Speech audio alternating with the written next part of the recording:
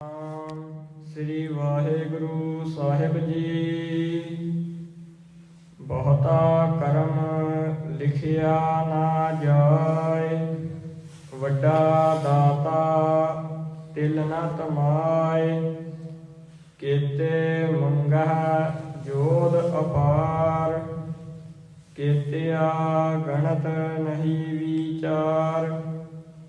ਕੇਤੇ ਖਪ ਟੁਟਹਿ ਵੇਕਾਰ, ਕੇਤੇ ਲੈ ਲੈ ਮੁਕਰ ਪਾਹੇ। ਕੇਤੇ ਮੂਰਖ ਖਾਹੀ ਖਾਹੇ, ਕੇਤਿਆ ਦੁਖ ਭੂਖ ਸਦ ਮਾਰ। ਇਹ ਭੇ ਦਾਤ ਤੇਰੀ ਦਾਤਾਰ, ਬੰਦ ਖਲਾਸੀ ਭਾਣਾ ਹੋਏ। ਹੋਰ ਆਖ ਨ ਸਕੈ ਕੋਇ, ਜੇ ਕੋ ਖਾਇਕ ਆਖਣ ਪਾਏ।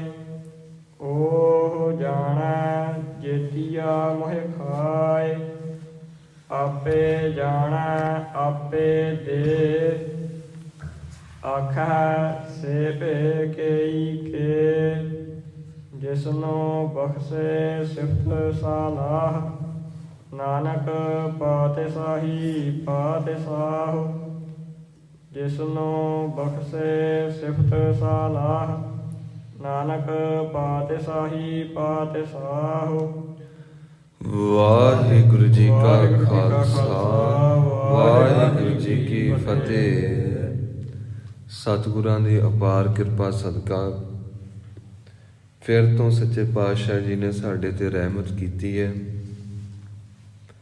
ਮਹਾਰਾਜ ਜੀ ਨੇ ਸਵਾਸ ਵੀ ਬਖਸ਼ੇ ਨੇ। ਅਸੀਂ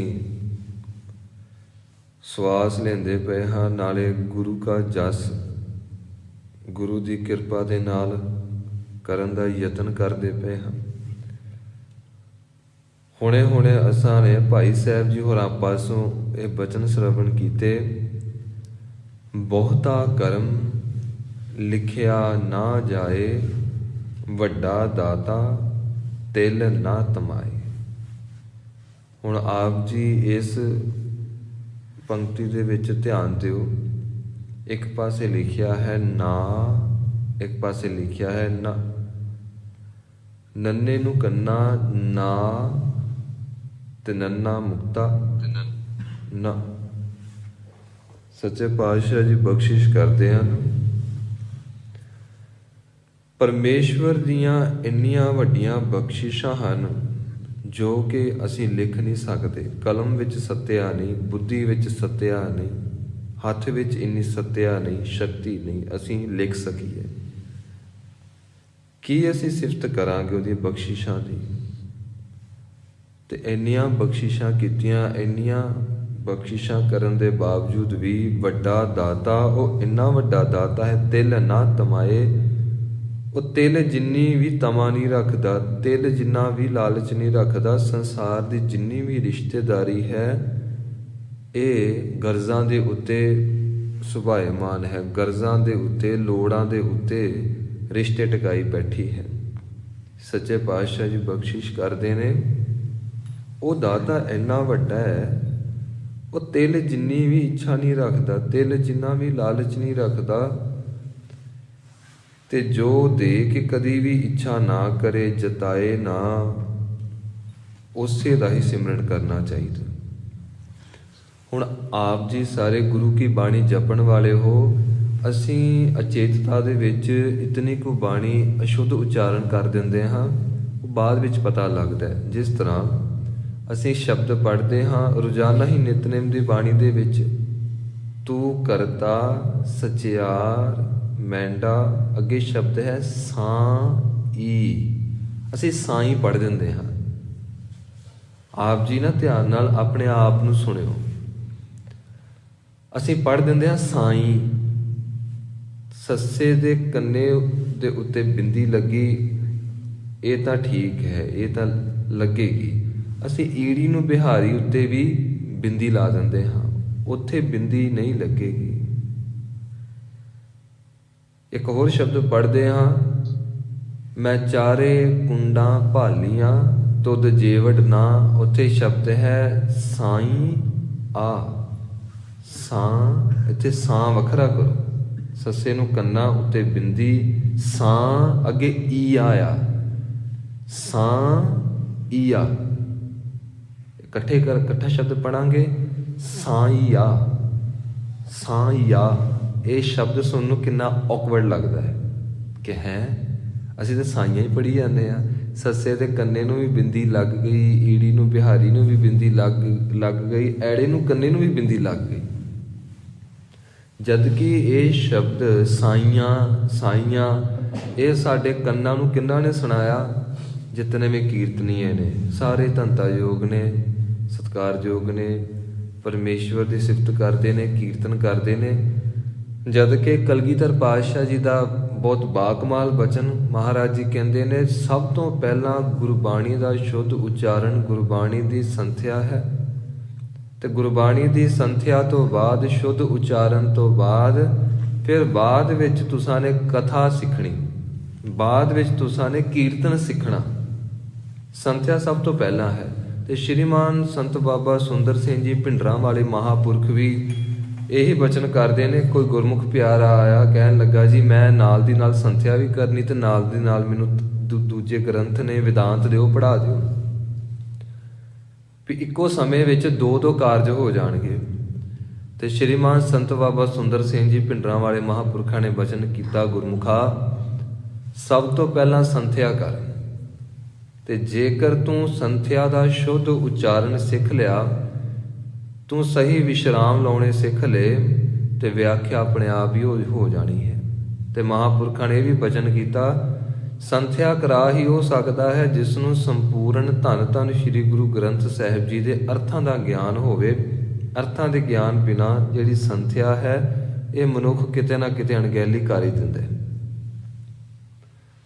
ਸੰਪੂਰਨ ਗੁਰੂ ਗ੍ਰੰਥ ਸਾਹਿਬ ਜੀ ਦਾ ਗਿਆਨ ਹੀ ਨਹੀਂ, ਸੰਪੂਰਨ ਭਾਈ ਗੁਰਦਾਸ ਜੀ ਦੀਆਂ ਵਾਰਾਂ ਦਾ, ਭਾਈ ਗੁਰਦਾਸ ਜੀ ਦੇ ਕਵਿਤਾਂ ਦਾ ਗਿਆਨ, ਤੇ ਸਿਰਫ ਕਵਿਤਾਂ ਦਾ ਤੇ ਵਾਰਾਂ ਦਾ ਹੀ ਗਿਆਨ ਨਹੀਂ, ਭਾਈ ਨੰਦ ਲਾਲ ਜੀ ਦਾ ਜਿਤਨਾ ਵੀ ਰਚਨਾਤਮਕ ਵੱਖ-ਵੱਖ ਪਹਿਲੂ ਹੈ, ਜਿਤਨੀ ਵੀ ਰਚਨਾ ਹੈ ਫਾਰਸੀ ਦੇ ਵਿੱਚ ਜਾਂ ਫਿਰ ਹੋਰ ਭਾਸ਼ਾਵਾਂ ਵਿੱਚ, ਕਹਿੰਦੇ ਨੇ ਉਹਦਾ ਵੀ ਗਿਆਨ ਹੋਵੇ। ਜਿਸ ਨੂੰ ਫਾਰਸੀ, ਅਰਬੀ, ਉਰਦੂ, ਸੰਸਕ੍ਰਿਤ, ਬ੍ਰਿਜ ਭਾਸ਼ਾ ਤੇ ਹੋਰ ਅਨੇਕਾਂ ਭਾਸ਼ਾਵਾਂ ਦਾ ਗਿਆਨ ਨਹੀਂ, ਉਹ ਸ੍ਰੀ ਗੁਰੂ ਗ੍ਰੰਥ ਸਾਹਿਬ ਜੀ ਦੀ ਸੰਥਿਆ ਨਾ ਕਰਵਾ ਸਕਦਾ ਹੈ ਤੇ ਨਾ ਸਮਝ ਸਕਦਾ ਹੈ। ਤਾਂ ਸੱਚ ਇਹ ਹੈ, ਪਹਿਲਾਂ ਸੱਚੇ ਪਾਤਸ਼ਾਹ ਜੀ ਦੀ ਇੰਨੀ ਬਖਸ਼ਿਸ਼ ਸੀ ਕਿ ਜਿਸ ਵੇਲੇ ਬੱਚਾ ਛੋਟਾ ਹੁੰਦਾ ਸੀ ਨਾ, 2-3 ਸਾਲ ਦਾ ਹੋ ਜਾਣਾ, ਉਹਨੂੰ ਮੁਹਾਰਨੀ ਪੜ੍ਹਾਈ ਜਾਂਦੀ ਸੀ। ਫਿਰ ਪਰਤ ਕੇ 5 ਸਾਲ ਦੀ ਉਮਰ ਦੇ ਵਿੱਚ ਉਹਨੂੰ ਸ਼੍ਰੀ ਜਪਜੀ ਸਾਹਿਬ ਜੀ ਦਾ ਪਾਠ ਜਿਸ ਵੇਲੇ ਕੰਠ ਹੋ ਜਾਂਦਾ ਸੀ, ਤੇ ਸਾਰਾ ਪਿੰਡ ਇਸ ਵਿਸ਼ੇ ਦੇ ਉੱਤੇ ਲੰਗਰ ਲਾਉਂਦਾ ਸੀ ਕਿ ਅੱਜ ਸਾਡੇ ਪਿੰਡ ਵਿੱਚੋਂ ਇੱਕ 5 ਸਾਲ ਦੇ ਬੱਚੇ ਨੂੰ ਸ਼੍ਰੀ ਜਪਜੀ ਸਾਹਿਬ ਜੀ ਦਾ ਪਾਠ ਕੰਠ ਹੋ ਗਿਆ। ਗੁਰਬਾਣੀ ਕੰਠ ਜਿਸ ਵੇਲੇ ਹੁੰਦੀ ਸੀ ਕਿਸੇ ਵੀ ਗੁਰਮੁਖ ਪਿਆਰੇ ਨੂੰ, ਤੇ ਉਸ ਵੇਲੇ ਵਧਾਈਆਂ ਮਨਾਈਆਂ ਜਾਂਦੀਆਂ ਸਨ। ਹੁਣ ਤੇ ਪਤਾ ਨਹੀਂ ਕੀ ਹੋ ਗਿਆ, ਜਨਮ ਦਿਨ ਮਨਾਏ ਜਾਂਦੇ ਨੇ, ਜਦ ਕਿ ਅਸਲ ਵਿੱਚ ਖੁਸ਼ੀ ਉਸ ਵੇਲੇ ਮਨਾਉਣੀ ਚਾਹੀਦੀ ਹੈ ਜਿਸ ਵੇਲੇ ਸਾਡੇ ਬੱਚੇ ਨੇ ਗੁਰਬਾਣੀ ਕੰਠ ਕਰ ਲਈ, ਸਾਡੇ ਬੱਚੇ ਦਾ ਅੰਮ੍ਰਿਤ ਵੇਲੇ ਦਾ ਨੇਮ ਪੱਕ ਗਿਆ, ਸਾਡਾ ਬੱਚਾ ਹੁਣ ਆਪ ਅਰਦਾਸ ਕਰਦਾ ਹੈ, ਸਾਡਾ ਬੱਚਾ ਗੁਰੂ ਕੇ ਦੱਸੇ ਹੋਏ ਮਾਰਗ ਦੇ ਉੱਤੇ ਚੱਲ ਪਿਆ ਜੀ। ਇਹ ਹੈ ਵਧਾਈਆਂ ਦਾ ਸਮਾਂ। ਗੁਰਸਿੱਖਾਂ ਮਨ ਵਧਾਈਆਂ। ਸੱਚੇ ਪਾਤਸ਼ਾਹ ਜੀ ਕਹਿੰਦੇ ਨੇ ਸਾਡੀਆਂ ਖੁਸ਼ੀਆਂ ਵੀ ਇਸੇ ਤਰ੍ਹਾਂ ਦੀਆਂ ਰਹਿ ਗਈਆਂ ਜੀ। ਆ ਦਰਖਤ ਨੂੰ ਖੜਾ ਕਰਕੇ ਵਿੱਚ ਲਾਈਟਾਂ ਲਾ ਕੇ ਤੇ ਕਹਿ ਦਿੰਦੇ ਨੇ ਕਿ ਅੱਜ ਕ੍ਰਿਸਮਸ ਹੈ ਜੀ। ਤੇ ਜਿੰਨਾ ਚਿਰ ਤੇਰੇ ਜੀਵਨ ਵਿੱਚ ਸ਼੍ਰੀ ਜਪਜੀ ਸਾਹਿਬ ਕੰਠ ਨਹੀਂ, ਤੇਰੇ ਵਾਸਤੇ ਤੇ ਕੋਈ ਤਿਉਹਾਰ ਨਹੀਂ ਹੈ। ਸਿੱਖਾਂ ਵਾਸਤੇ ਸਭ ਤੋਂ ਵਡਮੁੱਲੇ ਜੋ ਤਿਉਹਾਰ ਨੇ ਉਹ ਇਹੀ ਨੇ, ਭਾਏ ਭਗਤ ਗੁਰਪੁਰਬ ਕਰਨ ਦੇ। ਭਾਈ ਗੁਰਦਾਸ ਜੀ ਫਰਮਾਉਂਦੇ ਹਨ ਕਿ ਭਾਵਨਾ ਦੇ ਤਹਿਤ, ਪ੍ਰੇਮ ਦੇ ਸਹਿਤ ਇੰਜ ਸਿੱਖ ਮਹਿਸੂਸ ਕਰੇ ਕਿ ਅੱਜ ਧੰਨ ਸ਼੍ਰੀ ਗੁਰੂ ਗੋਬਿੰਦ ਸਿੰਘ ਮਹਾਰਾਜ ਜੀ ਦਾ ਪ੍ਰਕਾਸ਼ ਅੱਜ ਹੋਇਆ, ਹੁਣੇ ਹੋਇਆ। ਤੇ ਜਿਸ ਵੇਲੇ ਗੁਰੂ ਦਾ ਪ੍ਰਕਾਸ਼ ਹੋਵੇ ਤੇ ਉਸ ਵੇਲੇ ਸਿੱਖ ਦੇ ਅੰਦਰ ਚਾਉ ਕੈਸਾ ਹੁੰਦਾ ਹੈ, ਖੁਸ਼ੀ ਕੈਸੀ ਹੋਏਗੀ। ਉਸ ਵੇਲੇ ਸਿੱਖ ਐਸਾ ਆਪਣੇ ਅੰਦਰੋਂ ਫੀਲ ਮਹਿਸੂਸ ਕਰੇ, ਅੰਦਰੋਂ ਫੀਲਿੰਗ ਐਸੀ ਆਵੇ ਕਿ ਗੁਰੂ ਮਹਾਰਾਜ ਜੀ ਹੁਣੇ ਪ੍ਰਕਾਸ਼ਮਾਨ ਹੋਏ ਹਨ, ਹੁਣੇ ਮਹਾਰਾਜ ਜੀ ਦਾ ਪ੍ਰਕਾਸ਼ ਪੁਰਬ ਹੈ ਤੇ ਸਾਡੇ ਅੰਦਰ ਖੁਸ਼ੀਆਂ ਖੇੜੇ ਹਨ। ਤੇ ਖੁਸ਼ੀਆਂ ਖੇੜੇ ਮਨਾਏ ਕਿਵੇਂ ਜਾਂਦੇ ਨੇ? ਗੁਰੂ ਕੀ ਬਾਣੀ ਦਾ ਜਾਪ ਕਰਕੇ, ਗੁਰੂ ਦਾ ਕੀਰਤਨ ਕਰਕੇ। ਭਾਵੇਂ ਹਾਰਮੋਨੀਅਮ ਵਾਜੇ ਨਹੀਂ ਹਨ, ਫਿਰ ਵੀ ਸਿਫਤ ਸਲਾਹ ਦੇ ਵਿੱਚ ਕਹੋ, ਕਬੀਰ ਤੂੰ ਕਰਤਾ ਤੂੰ ਹੁਆ, ਮੁਝ ਮੈਂ ਰਹਾ ਨਾ ਹੂੰ, ਜਬ ਆਪਾ ਪਰ ਕਾ ਮਿਟ ਗਿਆ, ਜਤ ਦੇਖੋ ਤਤ ਤੂੰ। ਅਸੀਂ ਬਹੁਤ ਅਣਗਹਿਲੀ ਦੇ ਵਿੱਚ ਬਾਣੀ ਇਸੇ ਤਰ੍ਹਾਂ ਹੀ ਬਿਨਾਂ ਸੋਚੇ ਸਮਝੇ ਪੜ੍ਹੀ ਜਾਂਦੇ ਹਾਂ, ਜਪੀ ਜਾਂਦੇ ਹਾਂ। ਬਾਣੀ ਜਪਣ ਦਾ ਲਾਹਾ ਹੀ ਲਾਹਾ ਹੈ। ਪਰ ਆਪ ਜੀ ਨੂੰ ਪਤਾ ਹੋਏਗਾ, ਕਲਗੀਧਰ ਪਾਤਸ਼ਾਹ ਜੀ ਪਤਾ ਕੀ ਕਹਿੰਦੇ ਨੇ? ਹਰ ਸਿੱਖ ਸੰਥਿਆ ਕਰਨ ਤੋਂ ਬਾਅਦ ਜੇਕਰ ਉਹ 500 ਸਰੀਰਾਂ ਤੱਕ ਸੰਥਿਆ ਪਹੁੰਚਾਉਂਦਾ ਹੈ ਤੇ ਕਹਿੰਦੇ ਨੇ ਸਾਡੀ ਖੁਸ਼ੀ ਮਿਲ ਜਾਏਗੀ। ਇੱਕ ਪਾਸੇ ਸਿੱਖ 24 ਘੰਟੇ ਗੁਰਮੰਤਰ ਕਰਦਾ ਹੈ, ਇੱਕ ਪਾਸੇ ਸਿੱਖ 100 ਸਾਲ ਸਿਮਰਨ ਹੀ ਕਰੀ ਜਾਂਦਾ ਹੈ, ਜਾਪ ਹੀ ਕਰੀ ਜਾਂਦਾ ਹੈ, ਅਭਿਆਸ ਹੀ ਕਰੀ ਜਾਂਦਾ ਹੈ। ਕਲਗੀਧਰ ਪਾਤਸ਼ਾਹ ਜੀ ਬਖਸ਼ਿਸ਼ ਕਰਦੇ ਨੇ, ਮੇਰੀ ਖੁਸ਼ੀ ਨਹੀਂ ਮਿਲੇਗੀ। ਗੁਰੂ ਨਾਨਕ ਦੇ ਘਰ ਦੇ ਵਿੱਚ ਬਚਨ ਹੈ, ਆਪੇ ਬੀਜ ਆਪੇ ਹੀ ਖਾਹੋ, ਨਾਨਕ ਹੁਕਮੀ ਆਵੋ ਹੋ ਜਾਹੋ। ਉਹਨੇ ਜੈਸੇ ਕਰਮ ਕੀਤੇ ਉਹਦੀ ਦਇਆ ਵਰਤ ਜਾਏਗੀ। ਪਰ ਸਾਡੀ ਖੁਸ਼ੀ ਉਸ ਵੇਲੇ ਮਿਲੇਗੀ ਸਿੱਖ ਆਪ ਗੁਰਬਾਣੀ ਦੀ ਸੰਥਿਆ ਕਰੇ, ਆਪ ਗੁਰੂ ਕੀ ਬਾਣੀ ਦੇ ਪ੍ਰਤੀ ਸਮਰਪਿਤ ਹੋਵੇ ਤੇ ਦੂਜਿਆਂ ਨੂੰ ਸਿਖਾਵੇ। ਇਹ ਮੁੱਢਲਾ ਅਸੂਲ ਧੰਨ ਧੰਨ ਬਾਬਾ ਦੀਪ ਸਿੰਘ ਜੀ ਨੇ ਅਪਣਾਇਆ ਤੇ ਹਜ਼ਾਰਾਂ ਨੂੰ ਸੰਥਿਆ ਕਰਾਈ। ਭਾਈ ਮਨੀ ਸਿੰਘ ਜੀ ਨੇ ਅਪਣਾਇਆ, ਹਜ਼ਾਰਾਂ ਨੂੰ ਸੰਥਿਆ ਕਰਾਈ। ਸੋ ਕਹਿਣ ਦਾ ਅਰਥ ਇਹ ਹੈ, ਅਸੀਂ ਇਤਿਹਾਸ ਪੜ੍ਹ ਕੇ ਦੇਖੀਏ, ਸਾਨੂੰ ਚਾਹੀਦੀ ਮੁਕਤੀ ਨਹੀਂ, ਸਾਨੂੰ ਸ਼ਾਂਤੀ ਨਹੀਂ ਚਾਹੀਦੀ, ਸਾਨੂੰ ਤੇ ਕਲਗੀਧਰ ਪਾਤਸ਼ਾਹ ਜੀ ਦੀ ਖੁਸ਼ੀ ਚਾਹੀਦੀ ਹੈ। ਤੇ ਆਪ ਜੀ ਨੂੰ ਪਤਾ ਹੋਏਗਾ, ਭਾਈ ਮਨੀ ਸਿੰਘ ਜੀ ਨੂੰ ਕਲਗੀਧਰ ਪਾਤਸ਼ਾਹ ਜੀ ਨੇ ਸ਼੍ਰੀ ਅਨੰਦਪੁਰ ਸਾਹਿਬ ਜੀ ਤੋਂ ਭੇਜਿਆ ਸੀ ਤੇ ਆਖਿਆ ਸੀ, ਭਾਈ ਮਨੀ ਸਿੰਘ ਜੀ ਜਾਵੋ, ਫਰਾਸ਼ਾਂ ਦੀ ਮਰਿਆਦਾ ਕਾਇਮ ਕਰੋ, ਮੇਵੜਿਆਂ ਦੀ ਮਰਿਆਦਾ ਕਾਇਮ ਕਰੋ, ਉੱਥੇ ਨਿਸ਼ਾਨ ਸਾਹਿਬ ਝੁਲਾਓ। ਜੋ ਵੀ ਮਰਿਆਦਾ ਅੱਜ ਸ਼੍ਰੀ ਹਰਿਮੰਦਰ ਸਾਹਿਬ ਵਿੱਚ ਅਸੀਂ ਦੇਖਦੇ ਹਾਂ, ਉਹ ਸਾਰੀ ਦੀ ਸਾਰੀ ਮਰਿਆਦਾ ਕਲਗੀਧਰ ਪਾਤਸ਼ਾਹ ਜੀ ਦੇ ਹੁਕਮ ਅਨੁਸਾਰ ਭਾਈ ਮਨੀ ਸਿੰਘ ਜੀ ਨੇ ਸਥਾਪਿਤ ਕੀਤੀ। ਤੇ ਜਿਸ ਵੇਲੇ ਤੁਰਨ ਲੱਗੇ ਤੇ ਕਲਗੀਧਰ ਪਾਤਸ਼ਾਹ ਜੀ ਨੇ ਬਚਨ ਕੀਤਾ, ਛੋਟੇ ਬੱਚਿਆਂ ਨੂੰ ਊੜਾ ਐੜਾ ਮੁਹਾਰਨੀ ਪੜ੍ਹਾਵੋ ਤੇ ਜੋ ਵੱਡੇ ਹਨ ਉਹਨਾਂ ਦੇ ਸਿਰ ਉੱਤੇ ਗੁਰੂ ਨਾਨਕ ਦੀ ਕਿਰਪਾ ਦਾ ਛਤਰ ਝੁੱਲੇ। ਸਾਰਿਆਂ ਨੂੰ ਸੰਥਿਆ ਕਰਾਓ, ਸਾਰਿਆਂ ਨੂੰ ਗੁਰੂ ਕੀ ਬਾਣੀ ਦੇ ਨਾਲ ਸਿੱਧਾ ਹੀ ਅਕਾਲ ਪੁਰਖ ਦੇ ਵਿੱਚ ਸੁਰਤ ਜੋੜਨ ਦਾ ਚੱਜ ਆਵੇ, ਭਾਵ ਕਿ ਢੰਗ ਆਵੇ। ਤੇ ਭਾਈ ਮਨੀ ਸਿੰਘ ਜੀ ਨੇ ਫਿਰ ਉੱਥੇ ਜਿਸ ਵੇਲੇ ਅਨੇਕਾਂ ਵਿਦਿਆਰਥੀਆਂ ਨੂੰ ਸੰਥਿਆ ਕਰਾਈ, ਜਿਸ ਵੇਲੇ ਦੇਖਿਆ ਕਿ ਹੁਣ ਮੁਸਲਮਾਨ ਵੀ ਆ ਕੇ ਹੁਣ ਮੁਹਾਰਨੀ ਪੜ੍ਹਦੇ ਪਏ ਹਨ ਤੇ ਮੁਸਲਮਾਨਾਂ ਨੂੰ ਫਿਕਰ ਹੋ ਗਿਆ। ਭਾਈ ਮਨੀ ਸਿੰਘ ਜੀ ਕਲਗੀਧਰ ਪਾਤਸ਼ਾਹ ਦਾ ਹੁਕਮ ਮੰਨ ਕੇ ਤੇ ਆਪਣੇ ਹੱਥੀਂ ਹੁਣ ਊੜਾ ਐੜਾ ਮੁਹਾਰਨੀ ਲਿਖ ਕੇ ਬੱਚਿਆਂ ਨੂੰ ਦਿੰਦੇ ਹਨ। ਜਦ ਕਿ ਵੇਖਣ ਦੇ ਵਿੱਚ ਇੱਕ ਬ੍ਰਹਮ ਗਿਆਨੀ ਮਹਾਨ ਸ਼ਖਸੀਅਤ ਹੁਣ ਊੜਾ ਐੜਾ ਸਿਖਾਵੇ, ਅਸੀਂ ਕਹਾਂਗੇ ਕਿ ਲਓ ਜੀ ਇਹ ਕਿਹੋ ਜਿਹੀ ਗੱਲ ਹੋਈ, ਇਹ ਚੰਗਾ ਥੋੜਾ ਲੱਗਦਾ, ਬ੍ਰਹਮ ਗਿਆਨੀ ਹੈ। ਅਸੀਂ ਬ੍ਰਹਮ ਗਿਆਨੀ ਦੀ ਗੱਲ ਕੀ ਕਰੀਏ ਜੀ। ਧੰਨ ਧੰਨ ਸ਼੍ਰੀ ਗੁਰੂ ਅੰਗਦ ਦੇਵ ਮਹਾਰਾਜ ਜੀ ਫੱਟੀਆਂ ਦੇ ਉੱਤੇ ਆਪ ਆਪਣੇ ਹੱਥਾਂ ਦੇ ਨਾਲ ਊੜਾ ਐੜਾ ਲਿਖਦੇ ਨੇ ਤੇ ਮਹਾਰਾਜ ਜੀ ਕਹਿੰਦੇ ਨੇ, ਜਿਨ੍ਹਾਂ ਨੂੰ ਗੁਰੂ ਨਾਨਕ ਦੇ ਘਰ ਦੇ ਵਿੱਚੋਂ ਖੁਸ਼ੀ ਚਾਹੀਦੀ ਹੈ ਨਾ, ਦਾਤਾਂ ਚਾਹੀਦੀਆਂ ਹਨ, ਕਿਰਪਾ ਚਾਹੀਦੀ ਹੈ, ਆਪਣੇ ਬੱਚੇ ਭੇਜੋ। ਤੇ ਗੁਰੂ ਮਹਾਰਾਜ ਜੀ ਆਪਣੇ ਪਾਸ ਬੱਚਿਆਂ ਨੂੰ ਬਿਠਾ ਕੇ ਤੇ ਊੜਾ ਐੜਾ ਈੜੀ ਸੱਸਾ ਹਾਹਾ ਪੜ੍ਹਾਉਂਦੇ ਪਏ ਨੇ। ਹੁਣ ਗੁਰੂ ਪਦਵੀ ਦੇ ਮਾਲਕ ਨੇ, ਗੁਰੂ ਨਾਨਕ ਦੀ ਜੋਤ ਦੇ ਵਾਰਿਸ ਨੇ, ਸੱਚੇ ਪਾਤਸ਼ਾਹ ਜੀ ਦੀ ਜਿੰਨੀ ਵੀ ਅਸੀਮ ਸ਼ਕਤੀ ਹੈ ਸ਼੍ਰੀ ਗੁਰੂ ਅੰਗਦ ਦੇਵ ਮਹਾਰਾਜ ਜੀ ਦੇ ਅੰਦਰ ਵਰਤਦੀ ਪਈ ਹੈ। ਪਰ ਸ਼੍ਰੀ ਗੁਰੂ ਅੰਗਦ ਦੇਵ ਮਹਾਰਾਜ ਜੀ ਆਪਣੇ ਹੱਥੀਂ ਮੁਹਾਰਨੀ ਪੜ੍ਹਾ ਰਹੇ ਨੇ। ਦੇਖੋ ਉਸ ਵੇਲੇ ਬੱਚੇ ਬੈਠੇ ਨੇ, ਕੁਝ ਕੁ ਬੱਚੇ ਮਹਾਰਾਜ ਜੀ ਪੜ੍ਹਾਉਂਦੇ ਪਏ ਨੇ ਤੇ ਹਮਾਯੂੰ ਆਉਂਦਾ ਹੈ, ਬਾਦਸ਼ਾਹ ਆਉਂਦਾ ਹੈ ਹਮਾਯੂੰ। ਤੇ ਸੱਚੇ ਪਾਤਸ਼ਾਹ ਜੀ ਨੇ ਉਹਦੇ ਵੱਲ ਬਿਲਕੁਲ ਧਿਆਨ ਨਹੀਂ ਦਿੱਤਾ, ਥੋੜ੍ਹਾ ਜਿਹਾ ਦੇਖਿਆ ਤੇ ਇਸ਼ਾਰਾ ਕੀਤਾ, ਭਾਈ ਅਸੀਂ ਗੁਰੂ ਨਾਨਕ ਦੇ ਘਰ ਦੀ ਸੇਵਾ ਕਰਦੇ ਪਏ ਹਾਂ, ਤੂੰ ਵਾਪਸ ਵਾਪਸ ਚਲਾ ਜਾ, ਅਸੀਂ ਬਾਅਦ ਵਿੱਚ ਮਿਲਦੇ ਹਾਂ। ਇਸ਼ਾਰਾ ਕੀਤਾ, ਉਹਨੂੰ ਬੁਲਾਇਆ ਤੱਕ ਨਹੀਂ। ਹਮਾਯੂੰ ਨੂੰ ਇੰਨਾ ਗੁੱਸਾ ਆਇਆ ਨਾ, ਤਲਵਾਰ ਕੱਢੀ। ਸੱਚੇ ਪਾਤਸ਼ਾਹ ਜੀ ਨੇ ਵਚਨ ਕੀਤਾ, ਜਿੱਥੇ ਤਲਵਾਰ ਕੱਢਣੀ ਚਾਹੀਦੀ ਸੀ ਉੱਥੇ ਤੇਰੀ ਤਲਵਾਰ ਸੌਂ ਗਈ ਸੀ। ਤੇਰੀ ਤਲਵਾਰ ਦੀਆਂ ਅੱਖਾਂ ਮੀਟੀਆਂ ਗਈਆਂ ਸੀ, ਤੇਰੀ ਤਲਵਾਰ ਖੁੰਡੀ ਹੋ ਗਈ ਸੀ।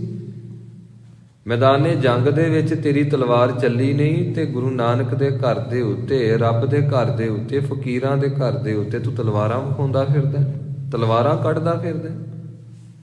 ਹਮਾਯੂੰ ਨੇ ਮਾਫੀ ਮੰਗੀ। ਬਾਅਦ ਵਿੱਚ ਹਮਾਯੂੰ ਪੁੱਛਦਾ ਹੈ, ਜੀ ਮੈਂ ਹਿੰਦੁਸਤਾਨ ਦਾ ਬਾਦਸ਼ਾਹ, ਮੈਂ ਤੁਹਾਡੇ ਕੋਲ ਆਇਆ ਤੇ ਬੱਚੇ ਬੈਠੇ ਨੇ ਤੇ ਤੁਸੀਂ ਪੜ੍ਹਾਉਂਦੇ ਵੀ ਕੀ ਪਏ ਹੋ? ਸਭ ਤੋਂ ਪਹਿਲੀ ਸਿੱਖਿਆ ਊੜਾ ਐੜਾ ਈੜੀ, ਤੇ ਹੁਣ ਮੇਰੇ ਸਾਹਮਣੇ ਹੁਣ ਊੜਾ ਐੜਾ ਈੜੀ ਵੱਡਾ ਹੈ। ਇਹ ਇਤਿਹਾਸ ਸਾਡੇ ਕੰਨਾਂ ਤੱਕ ਨਹੀਂ ਨਾ ਪਹੁੰਚਿਆ। ਹੁਣ ਇੱਕ ਪਾਸੇ ਮੈਂ ਹਿੰਦੁਸਤਾਨ ਦਾ ਬਾਦਸ਼ਾਹ, ਦੂਜੇ ਪਾਸੇ ਊੜਾ ਐੜਾ ਈੜੀ, ਇਹ ਵੱਡਾ ਹੈ, ਬੱਚੇ ਵੱਡੇ ਨੇ।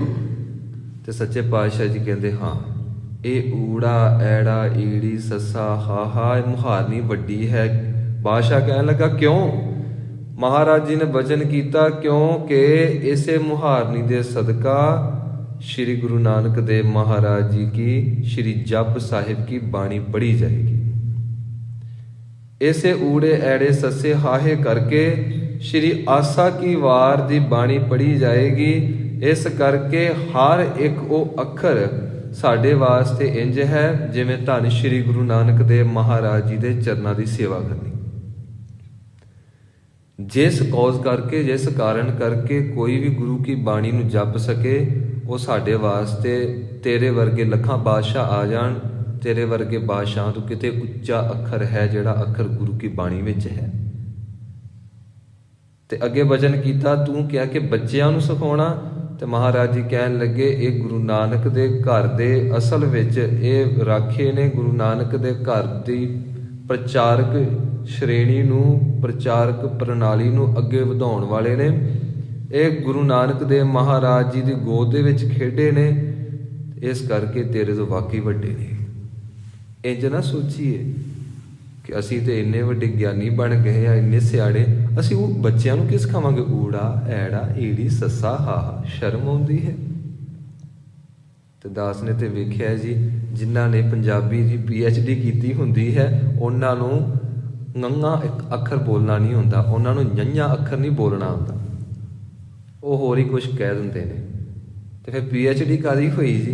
ਇਹ ਤਾਂ ਸਿਰਫ ਟਕਸਾਲਾਂ ਦੇ ਵਿੱਚੋਂ ਹੀ ਸਾਨੂੰ ਸਿੱਖਣ ਨੂੰ ਮਿਲਦੇ ਨੇ ਇਹ ਅਸਲ ਵਿੱਚ ਅੱਖਰ। ਜਿਨ੍ਹਾਂ ਨੇ ਪੰਜਾਬੀ ਦੀ PhD ਕੀਤੀ ਹੁੰਦੀ ਏ ਉਹ ਵੀ ਛੱਛੇ ਨੂੰ ਛੱਛਾ ਹੀ ਬੋਲਦੇ ਨੇ। ਹੁਣ ਸ਼ੇਰ ਦੇ ਵਿੱਚ ਤੇ ਛੱਲੀ ਦੇ ਵਿੱਚ ਫਰਕ ਕੋਈ ਨਹੀਂ। ਸੱਸੇ ਦੇ ਪੈਰ ਦੇ ਵਿੱਚ ਬਿੰਦੀ ਹੈ ਉਸਨੂੰ ਸ਼ੇਰ ਕਹਿੰਦੇ ਨੇ, ਤੇ ਅੱਗੇ ਛੱਛੇ ਛੱਛਾ ਦੇ ਉੱਤੇ ਅਦਕ ਹੈ ਤੇ ਲੱਲੇ ਨੂੰ ਬਿਹਾਰੀ ਉਹਨੂੰ ਛੱਲੀ ਕਹਿੰਦੇ ਨੇ। ਅਸੀਂ ਉਹਨੂੰ ਛੱਲੀ ਨਹੀਂ ਕਹਿੰਦੇ, ਛੱਲੀ। ਵੈਸੇ ਤਕਰੀਬਨ ਅਸੀਂ ਛੱਲੀ ਨੂੰ ਵੀ ਛੱਲੀ ਕਹਿ ਦਿੰਦੇ ਆ, ਹਾਂਜੀ, ਕਿਉਂਕਿ ਅਸੀਂ ਵੇਖੋ ਕਿੰਨੇ ਸੌਂ ਕੇ ਜ਼ਿੰਦਗੀ ਬਤੀਤ ਕਰਦੇ ਪਏ ਆ ਸੁੱਤੇ ਸੁੱਤੇ। ਮਹਾਰਾਜ ਜੀ ਨੇ ਬੜਾ ਭਾਗਾਂ ਵਾਲਾ ਸਮਾਂ ਲਿਆਂਦਾ। ਸੱਚੇ ਪਾਤਸ਼ਾਹ ਜੀ ਕਹਿੰਦੇ ਨੇ ਭਾਈ ਗੁਰੂ ਕਾ ਹੁਕਮ ਵੱਡਾ ਹੈ। जिस वेले दास ने 52 हुक्मनामे साहब के विच ये बचन पढ़िया कि गुरु का सिख गुरबाणी की संथ्या करे, ते दास ने उस वेले अपने पिता जी ने पूछा कि गुरबाणी की तो पता लग गया, समझ है कि गुरु ग्रंथ साहब जी के विच जो लिखिया होया उन्होंने गुरबाणी कहते हैं, संथ्या की होंदी है? पिता जी कहते हैं पुत्र गुरबाणी का शुद्ध उच्चारण। तो फिर पूछया महाराज जी का हुक्म है तो मैं गुरबाणी का शुद्ध उच्चारण करना सीखना है।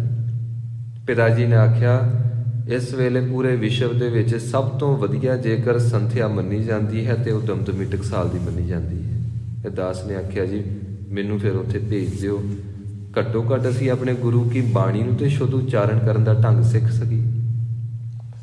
ते मन दे विच बस इक्को ख्याल, ये ख्याल नहीं कि मैं शुद्ध पढ़ा तो दूजे कहण वाह, मैं शुद्ध पढ़ा तो मैनू महसूस होवे वाह।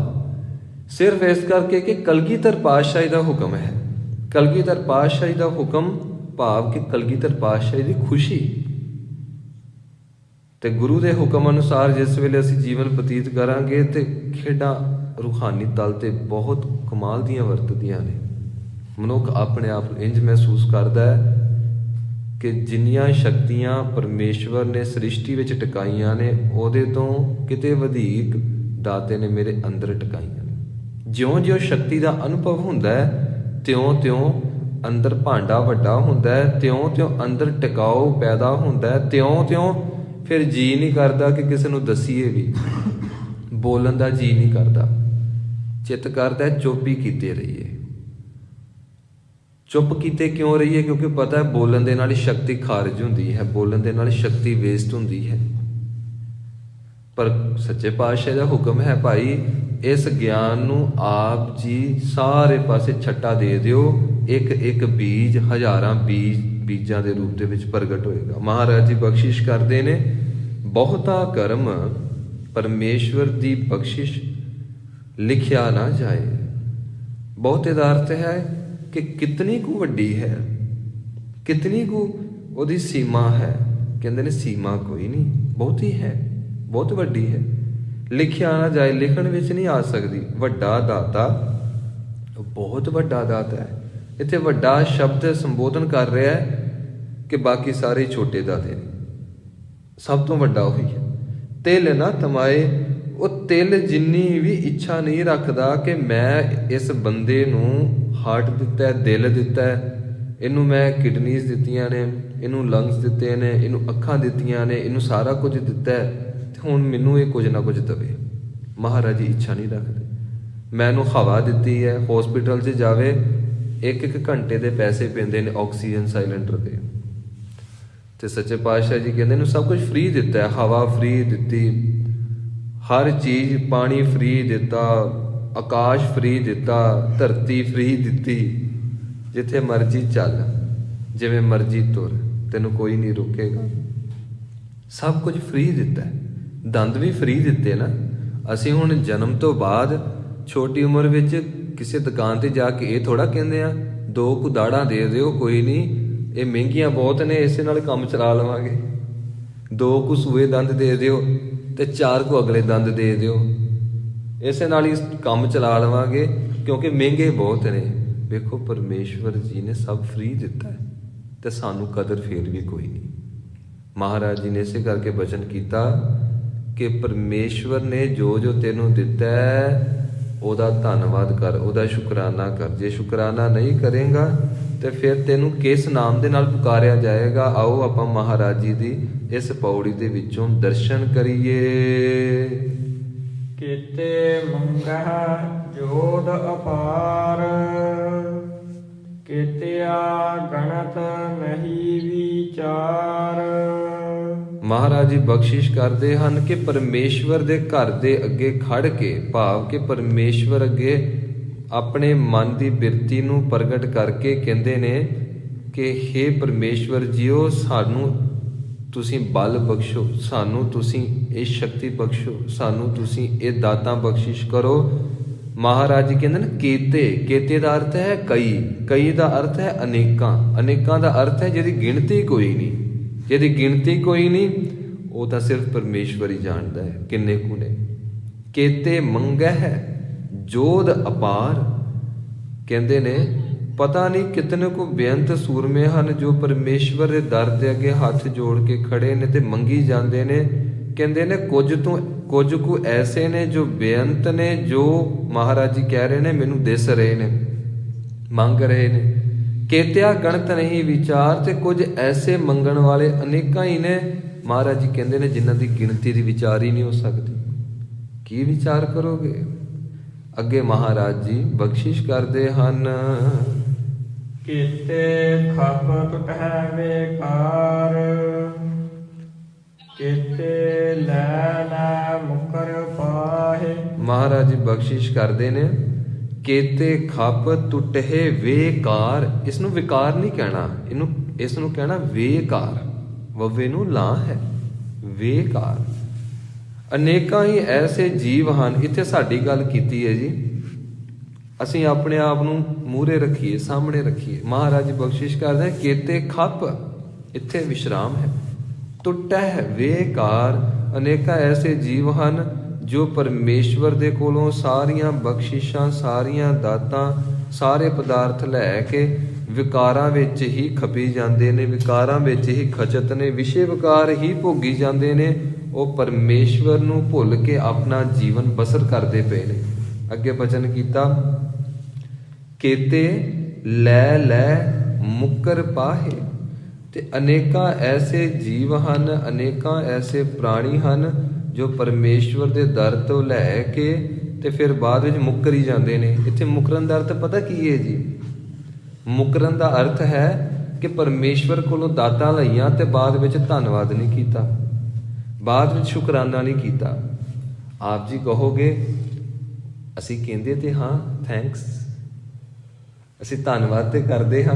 ਮਹਾਰਾਜ ਜੀ ਕਹਿੰਦੇ ਨੇ ਭਾਈ ਧੰਨਵਾਦ ਇਸ ਤਰ੍ਹਾਂ ਦਾ ਤੇਰੇ ਗੁਰੂ ਨੇ ਤੈਨੂੰ ਸਿਖਾਇਆ। ਤੂੰ ਜਿਸ ਵੇਲੇ ਧੰਨਵਾਦ ਕਰਨਾ ਹੈ, ਸ਼੍ਰੀ ਜਪਜੀ ਸਾਹਿਬ ਜੀ ਦਾ ਪਾਠ ਕਰ, ਸ਼੍ਰੀ ਚੌਪਈ ਸਾਹਿਬ ਜੀ ਦਾ ਪਾਠ ਕਰ। ਤੇਰੇ ਕੋਲ ਸਮਾਂ ਬਹੁਤਾ ਨਹੀਂ, ਚਲੋ ਕੋਈ ਗੱਲ ਨਹੀਂ, ਤੂੰ ਸ਼੍ਰੀ ਮੂਲ ਮੰਤਰ ਸਾਹਿਬ ਜੀ ਦਾ ਪਾਠ ਕਰ ਲੈ।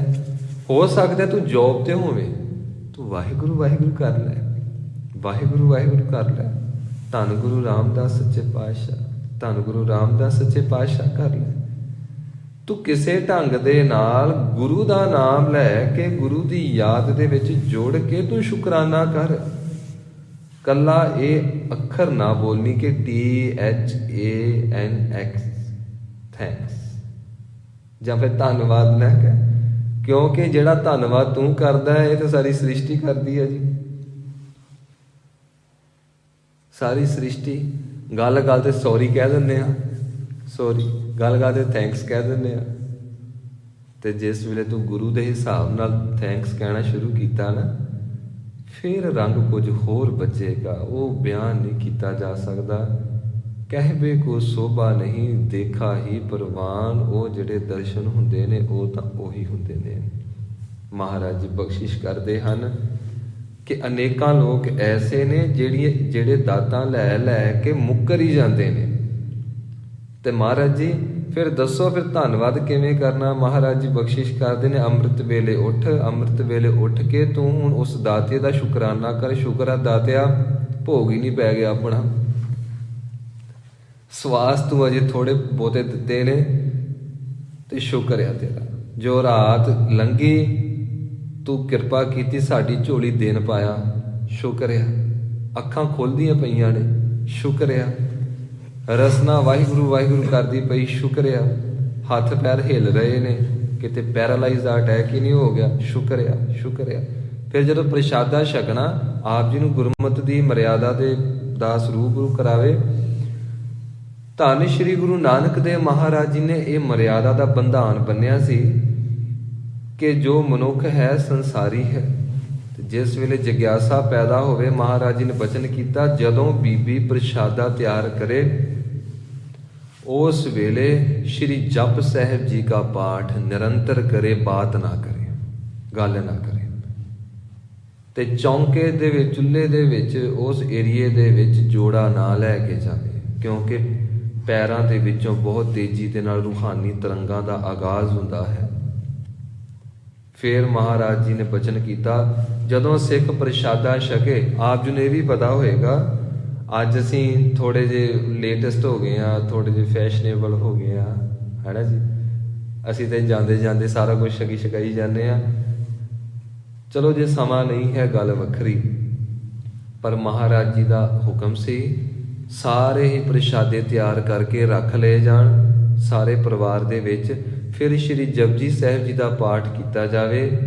ਜੇ ਜਪਜੀ ਸਾਹਿਬ ਦੇ ਪਾਠ ਕਰਨ ਦਾ ਵੇਲਾ ਨਹੀਂ ਤਾਂ ਫਿਰ ਤੁਸੀਂ 5 ਵਾਰ ਮੂਲ ਮੰਤਰ ਸਾਹਿਬ ਦਾ ਪਾਠ ਕਰੋ ਤੇ ਪਰਮੇਸ਼ਵਰ ਜੀ ਨੂੰ ਕਹੋ, ਹੇ ਮਾਲਕ ਜੀ, ਆਪ ਜੀ ਦੀ ਦਇਆ ਦੇ ਨਾਲ ਆਪ ਜੀ ਨੇ ਕਿਰਪਾ ਕੀਤੀ ਹੈ ਤੇ ਸਾਨੂੰ ਪ੍ਰਸ਼ਾਦਾ ਮਿਲਿਆ। ਦਾਤਿਆ, ਇਹ ਸਾਰੀ ਬਖਸ਼ਿਸ਼ ਤੇਰੀ ਹੈ, ਤਵੈ ਪ੍ਰਸਾਦ, ਤੇਰੀ ਹੀ ਕਿਰਪਾ ਹੈ। ਤੇ ਫਿਰ ਬਾਅਦ ਚੋਂ ਪ੍ਰਸ਼ਾਦਾ ਛਕਣ ਤੋਂ ਬਾਅਦ ਵੀ 5 ਵਾਰ ਸ਼੍ਰੀ ਮੂਲ ਮੰਤਰ ਸਾਹਿਬ ਜੀ ਦਾ ਜਾਪ ਕਰਕੇ ਤੇ ਫਿਰ ਬਾਅਦ ਵਿੱਚ ਹੱਥ ਸੁੱਚੇ ਕਰਨੇ ਤੇ ਕਹਿਣਾ, ਸੱਚੇ ਪਾਤਸ਼ਾਹ ਬਖਸ਼ਿਸ਼ ਕੀਤੀ, ਜੋ ਛਕਿਆ ਉਹ ਗਲੇ ਤੋਂ ਥੱਲੇ ਲੰਘ ਗਿਆ, ਇਹ ਵੀ ਤੇਰੀ ਬਖਸ਼ਿਸ਼ ਹੈ। ਜੇ ਸਵਾਸਾਂ ਦਾ ਭੋਗ ਪੈ ਜਾਂਦਾ ਫਿਰ ਗਲੇ ਦੇ ਵਿੱਚ ਬੁਰਕੀ ਕਿਤੇ ਰਹਿੰਦੀ, ਨਾ ਅੱਗੇ ਲੰਘਣੀ ਸੀ ਤੇ ਨਾ ਬਾਹਰ ਆਉਣੀ ਸੀ, ਅੰਦਰ ਹੀ ਰਹਿ ਜਾਣੀ ਸੀ, ਅੰਦਰ ਹੀ ਅੜ ਜਾਣੀ ਸੀ। ਮਹਾਰਾਜ ਜੀ ਨੇ ਇੱਕ ਇੱਕ ਕਰਮ ਦੇ ਵਿੱਚ ਗੁਰੂ ਦੀ ਯਾਦ ਨੂੰ ਮੁੱਖ ਰੱਖਿਆ, ਗੁਰੂ ਨੂੰ ਪਹਿਲ ਕਦਮੀ 'ਚ ਰੱਖਿਆ। ਮਹਾਰਾਜ ਜੀ ਦੇ ਸਾਹਮਣੇ ਮੱਖਣ ਛਾਲ ਬਾਣਾ ਹੁੰਦਾ ਹੈ ਤੇ ਮਹਾਰਾਜ ਜੀ ਕਹਿੰਦੇ ਨੇ, ਭਾਈ ਫਿਰ ਦੂਜੀ ਵਾਰ ਆ ਗਿਆ, ਦੱਸ ਹੁਣ ਕਿਉਂ ਆਇਆ? ਮਹਾਰਾਜ ਜੀ ਕਿਰਪਾ ਕਰਕੇ ਦੱਸੋ ਕਿ ਮੈਂ ਕਿਸ ਢੰਗ ਦੇ ਨਾਲ ਤੁਹਾਡੀ ਯਾਦ ਦੇ ਵਿੱਚ ਰਹਿ ਸਕਦਾ ਹਾਂ। ਹਰ ਮੇਰਾ ਕਰਮ, ਹਰ ਮੇਰਾ ਧੰਦਾ ਆਪ ਜੀ ਨੂੰ ਪਤਾ ਹੈ ਕਿ ਬੜਾ ਵਿਸ਼ਾਲ ਹੈ, ਮੇਰਾ ਕਾਰੋਬਾਰ ਬਹੁਤ ਵੱਡਾ ਹੈ ਤੇ ਕਈ ਵਾਰ ਇੰਜ ਮਹਿਸੂਸ ਹੁੰਦਾ ਹੈ ਕਿ ਮੈਂ ਕਾਰੋਬਾਰ ਦੇ ਵਿੱਚ ਰਹਿ ਕੇ ਕਾਰੋਬਾਰ ਦਾ ਹੀ ਰੂਪ ਹੋ ਗਿਆ ਹਾਂ, ਪੱਥਰਾਂ ਵਿੱਚ ਰਹਿ ਕੇ ਤੇ ਮੈਂ ਪੱਥਰ ਹੀ ਬਣ ਗਿਆ ਹਾਂ, ਮੇਰੇ ਤੇ ਕਿਰਪਾ ਕਰੋ। ਸੱਚੇ ਪਾਤਸ਼ਾਹ ਜੀ ਨੇ ਬਖਸ਼ਿਸ਼ ਕੀਤੀ, ਜਿਸ ਵੇਲੇ ਤੂੰ ਜਹਾਜ਼ ਵਿੱਚ ਬੈਠੇ, ਜਹਾਜ਼ ਵਿੱਚ ਬੈਠਣ ਤੋਂ ਪਹਿਲਾਂ ਸ਼੍ਰੀ ਜਪਜੀ ਸਾਹਿਬ ਦਾ ਪਾਠ ਕਰੀ, ਅਰਦਾਸਾ ਸੋਧੀ, ਫਿਰ ਜਹਾਜ਼ ਵਿੱਚ ਬੈਠ ਕੇ ਫਿਰ ਜਹਾਜ਼ ਤੋਰਿਆ ਕਰ। ਤੇ ਜਿਸ ਵੇਲੇ ਤੈਨੂੰ ਮਹਿਸੂਸ ਹੋਵੇ ਕਿ ਰਸਤੇ ਦੇ ਵਿੱਚ ਹੁਣ ਸਥਿਤੀ ਅਨੁਕੂਲ ਨਹੀਂ, ਕੰਡੀਸ਼ਨ ਉਹ ਜੀ ਨਹੀਂ ਕਿ ਜਿਹੜੀ ਕੰਡੀਸ਼ਨ ਵਿੱਚ ਤੂੰ ਅੰਦਰ ਸਟੇਬਲ ਰਹਿ ਸਕੇ, ਉਦੋਂ ਵੀ ਸ਼੍ਰੀ ਜਪਜੀ ਸਾਹਿਬ ਦਾ ਪਾਠ ਕਰੀ ਤੇ ਜਿਸ ਵੇਲੇ ਪਹੁੰਚ ਜਾਵੇਂ ਉਦੋਂ ਵੀ ਸ਼੍ਰੀ ਜਪਜੀ ਸਾਹਿਬ ਜੀ ਦਾ ਪਾਠ ਕਰੀ। ਚਲੋ ਅਸੀਂ ਅੱਜ ਕੱਲ੍ਹ ਦੇ ਸਮੇਂ ਦੇ ਅਨੁਸਾਰ ਅਸੀਂ ਕਹਿ ਲਈਏ, ਅਸੀਂ ਬਾਈਕ ਤੇ ਅਸੀਂ ਜਾਣ ਲੱਗੇ ਹਾਂ, ਉਦੋਂ ਵੀ ਮਾਲਕ ਦਾ ਸ਼ੁਕਰਾਨਾ ਕਰੀਏ, ਦਾਤਿਆ ਅਸੀਂ ਘਰੋਂ ਤੁਰਨ ਲੱਗੇ ਹਾਂ, ਮਹਾਰਾਜ ਜੀ ਆਪ ਜੀ ਦਇਆ ਵਰਤਾਇਓ, ਆਪ ਜੀ ਨਾਲ ਹੀ ਰਿਓ। ਤੇ ਗੁਰੂ ਦਾ ਨਾਲ ਰਹਿਣਾ ਕੀ ਹੁੰਦਾ ਹੈ? ਗੁਰ ਕਾ ਬਚਨ ਬਸੈ ਜੀਅ ਨਾਲੇ, ਜਲ ਨਹੀਂ ਡੂਬੈ ਤਸਕਰ ਨਹੀਂ ਲੇਵੈ, ਭਾਹੇ ਨਾ ਸਾਕਿਆ ਜਾਲੇ। ਮਹਾਰਾਜ ਜੀ ਆਪ ਜੀ ਕਿਰਪਾ ਕਰਕੇ ਆਪਣੇ ਸ਼ਬਦ ਦੇ ਸਵਰੂਪ ਦੇ ਵਿੱਚ ਮੇਰੀ ਹਿਰਦੇ ਦੀ ਬਿਰਤੀ ਵਿੱਚ ਰਹਿਓ, ਬੁੱਧੀ ਦੀ ਬਿਰਤੀ ਵਿੱਚ ਰਹਿਓ ਤੇ ਰਸਨਾ ਦੇ ਉੱਤੇ ਰਹਿਓ। ਮਹਾਰਾਜ ਜੀ ਨਾਲ ਹੀ ਰਹਿਓ, ਸਦਾ ਅੰਗ ਸੰਗੇ ਅਭੰਗੰ ਵਿਭੂਤੇ। ਮਹਾਰਾਜ ਜੀ ਕਿਰਪਾ ਕਰਿਓ ਤੁਹਾਡੀ ਯਾਦ ਨਾ ਵਿਸਰੇ ਤੇ ਜਿਸ ਵੇਲੇ ਪਹੁੰਚ ਜਾਈਏ ਉਦੋਂ ਵੀ ਇਸੇ ਤਰ੍ਹਾਂ ਹੀ। ਤੇ ਅਸੀਂ ਆਪ ਸੋਚੀਏ, ਜੇ ਅਸੀਂ ਇਹੋ ਜਿਹਾ ਜੀਵਨ ਅਖਤਿਆਰ ਕਰ ਲਿਆ, ਕਿਤਨਾ ਸੋਹਣਾ ਜੀਵਨ ਹੋ ਜਾਏਗਾ। ਜੀਵਨ ਦੇ ਵਿੱਚ ਵਿਸ਼ੇ ਵਿਕਾਰ ਦਾ ਇੱਕ ਵੀ ਧੱਬਾ, ਇੱਕ ਵੀ ਦਾਗ ਨਹੀਂ ਰਹਿ ਜਾਏਗਾ। ਵਿਸ਼ੇ ਵਿਕਾਰਾਂ ਦੀ ਇੰਨੀ ਹਸਤੀ ਨਹੀਂ ਕਿ ਗੁਰੂ ਨਾਨਕ ਦੇਵ ਮਹਾਰਾਜ ਜੀ ਦੀ ਬਾਣੀ ਦੇ ਅੱਗੇ ਟਿਕ ਸਕੇ। ਇਹ ਤਾਂ ਸੱਚਖੰਡ ਦਾ ਪ੍ਰਕਾਸ਼ ਸ਼੍ਰੀ ਜਪਜੀ ਸਾਹਿਬ ਜੀ ਦੇ ਰੂਪ ਦੇ ਵਿੱਚ ਧਰਤੀ ਤੇ ਆ ਗਿਆ। ਮਹਾਰਾਜ ਜੀ ਦਾ ਬਚਨ ਦਾਸ ਸਾਹਿਬ ਜੀ ਦੇ ਸਨਮੁਖ ਰੱਖੇ। ਸ਼੍ਰੀ ਗੁਰੂ ਨਾਨਕ ਦੇਵ ਮਹਾਰਾਜ ਜੀ ਨੇ ਭਰੀ ਸੰਗਤ ਵਿੱਚ ਆਖਿਆ, ਜੇ ਕਿਸੇ ਨੂੰ ਕੁਝ ਚਾਹੀਦਾ ਹੈ ਅੰਮ੍ਰਿਤ ਵੇਲੇ ਉੱਠੇ, ਕੜਾਹ ਪ੍ਰਸ਼ਾਦ ਦੀ ਦੇਗ ਤਿਆਰ ਕਰੇ, ਫਿਰ ਪਰਤ ਕੇ ਪੂਰੀ ਮਰਿਆਦਾ ਦੇ ਨਾਲ ਸ਼੍ਰੀ ਜਪ ਸਾਹਿਬ ਜੀ ਦਾ ਪਾਠ ਕਰੇ, ਅਰਦਾਸਾ ਸੋਧੇ। ਹੋ ਹੀ ਨਹੀਂ ਸਕਦਾ ਕਿ ਜੋ ਮੰਗਿਆ ਤੇ ਉਹ ਮਿਲੇ ਨਾ। ਇੰਨੀ ਗੁਰੂ ਮਹਾਰਾਜ ਜੀ ਨੇ ਬਖਸ਼ਿਸ਼ ਕੀਤੀ ਹੈ ਤੇ ਗੁਰੂ ਦਾ ਬਚਨ ਜੁਗੋ ਜੁਗ ਅਟਲ ਹੁੰਦਾ ਹੈ। ਤੇ ਸੱਚੇ ਪਾਤਸ਼ਾਹ ਜੀ ਨੇ ਬਾਣੀ ਵਿੱਚ ਬਚਨ ਕੀਤਾ, ਸਾ ਬਾਤ ਹੋਵੈ ਦਰਹਾਲੀ, ਸਤਿਗੁਰ ਆਖੈ। ਗੁਰੂ ਨੇ ਆਖਿਆ ਸੱਚਾ ਕਰੇ। ਪਰਮੇਸ਼ਵਰ ਨੂੰ ਮੰਨਣਾ ਪੈਂਦਾ ਹੈ, ਸੱਚਖੰਡ ਵਿੱਚ ਉਹ ਹੁਕਮ ਲਿਖਣਾ ਪੈਂਦਾ ਹੈ। ਸਤਿਗੁਰ ਆਖੈ ਸੱਚਾ ਕਰੇ, ਸਾ ਬਾਤ ਹੋਵੈ ਦਰਹਾਲੀ। ਉਹ ਦਰਗਾਹ ਦੇ ਵਿੱਚ ਬਾਤ ਲਿਖੀ ਜਾਂਦੀ ਹੈ, ਭਾਵੇਂ ਸਿੱਖ ਦੇ ਕਰਮਾਂ ਵਿੱਚ ਨਹੀਂ ਸੀ, ਭਾਵੇਂ ਵਿਸ਼ੇ ਵਿਕਾਰ ਵਿੱਚ ਇਹਨੇ ਲੱਖਾਂ ਜੀਵਨ ਹੋਰ ਭੋਗਣੇ ਸੀ, ਪਰ ਜਿਸ ਵੇਲੇ ਗੁਰੂ ਦਾ ਬਚਨ ਮੰਨ ਲਿਆ, ਫਿਰ ਪਰਮੇਸ਼ਵਰ ਜੀ ਨੂੰ ਉਹ ਲੇਖ ਬਦਲਣੇ ਪੈਂਦੇ ਨੇ, ਕਿਉਂਕਿ ਗੁਰੂ ਨੇ ਸਾਰੀ ਸ਼ਕਤੀ ਸਿੱਖਾਂ ਦੇ ਸਨਮੁਖ ਪ੍ਰਗਟ ਕਰ ਦਿੱਤੀ ਸ਼੍ਰੀ ਜਪਜੀ ਸਾਹਿਬ ਜੀ ਦੇ ਰੂਪ ਵਿੱਚ। ਇਹ ਗੱਲ ਵੱਖਰੀ ਕਿ ਅਸੀਂ ਗੁਰੂ ਕੀ ਬਾਣੀ ਤੋਂ ਦੂਰ ਜਾ ਕੇ ਦੁੱਖਾਂ ਦੇ ਵਿੱਚ ਫਸੇ ਪਏ ਹਾਂ। ਸੱਚੇ ਪਾਤਸ਼ਾਹ ਜੀ ਬਖਸ਼ਿਸ਼ ਕਰਦੇ ਹਨ ਕਿ ਅਸੀਂ ਉਸ ਦਾਤੇ ਦੀਆਂ ਦਾਤਾਂ ਲੈ ਕੇ ਮੁੱਕਰ ਗਏ ਹਾਂ ਜੀ।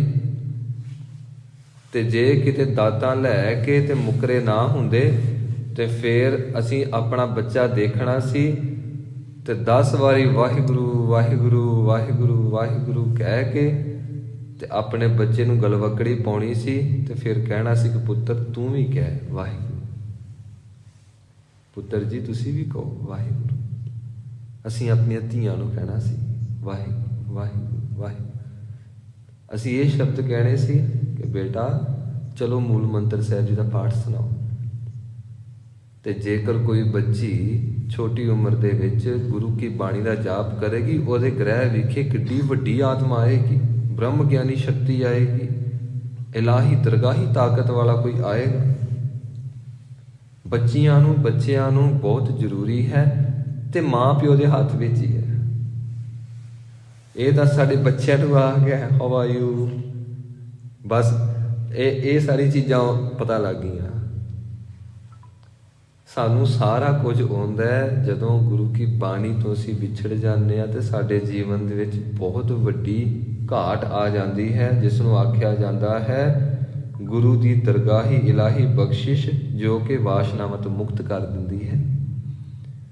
ਇਸ ਕਰਕੇ ਬੱਚਿਆਂ ਨੂੰ ਜਦੋਂ ਵੀ ਮਿਲੋ ਫਤਿਹ ਦੀ ਆਦਤ ਪਾਓ, ਫਤਿਹ ਦੀ ਆਦਤ ਪਾਓ। ਸਤਿ ਸ਼੍ਰੀ ਅਕਾਲ, ਸਤਿ ਸ਼੍ਰੀ ਅਕਾਲ, ਗੁੱਡ ਮਾਰਨਿੰਗ, ਫਲਾਣੀ ਮਾਰਨਿੰਗ ਹੋ ਗਈ, ਇਹ ਕਹਿਣਾ ਅਸੀਂ ਬੱਚਿਆਂ ਤੋਂ ਅਸੀਂ ਥੋੜਾ ਜਿਹਾ ਨਾ ਬੱਚਿਆਂ ਨੂੰ ਕੋ ਚਲੋ ਬੇਟਾ ਉਹ ਵੀ ਕਰੋ।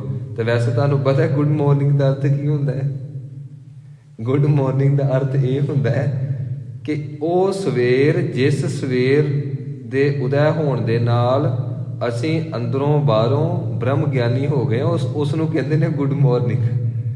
ਤੇ ਅੰਦਰ ਸਭ ਕੁਝ ਗੁੱਡ ਹੋ ਗਿਆ ਤੇ ਸਾਡਾ ਦੇ ਅੰਦਰ ਸੜਦਾ ਬਾਲਦਾ ਹੁੰਦਾ ਤੇ ਕੋਈ ਕਹਿੰਦਾ ਜੀ ਕਿਵੇਂ ਆ ਕੇ ਗੁੱਡ ਮਾਰਨਿੰਗ ਗੁੱਡ ਮਾਰਨਿੰਗ।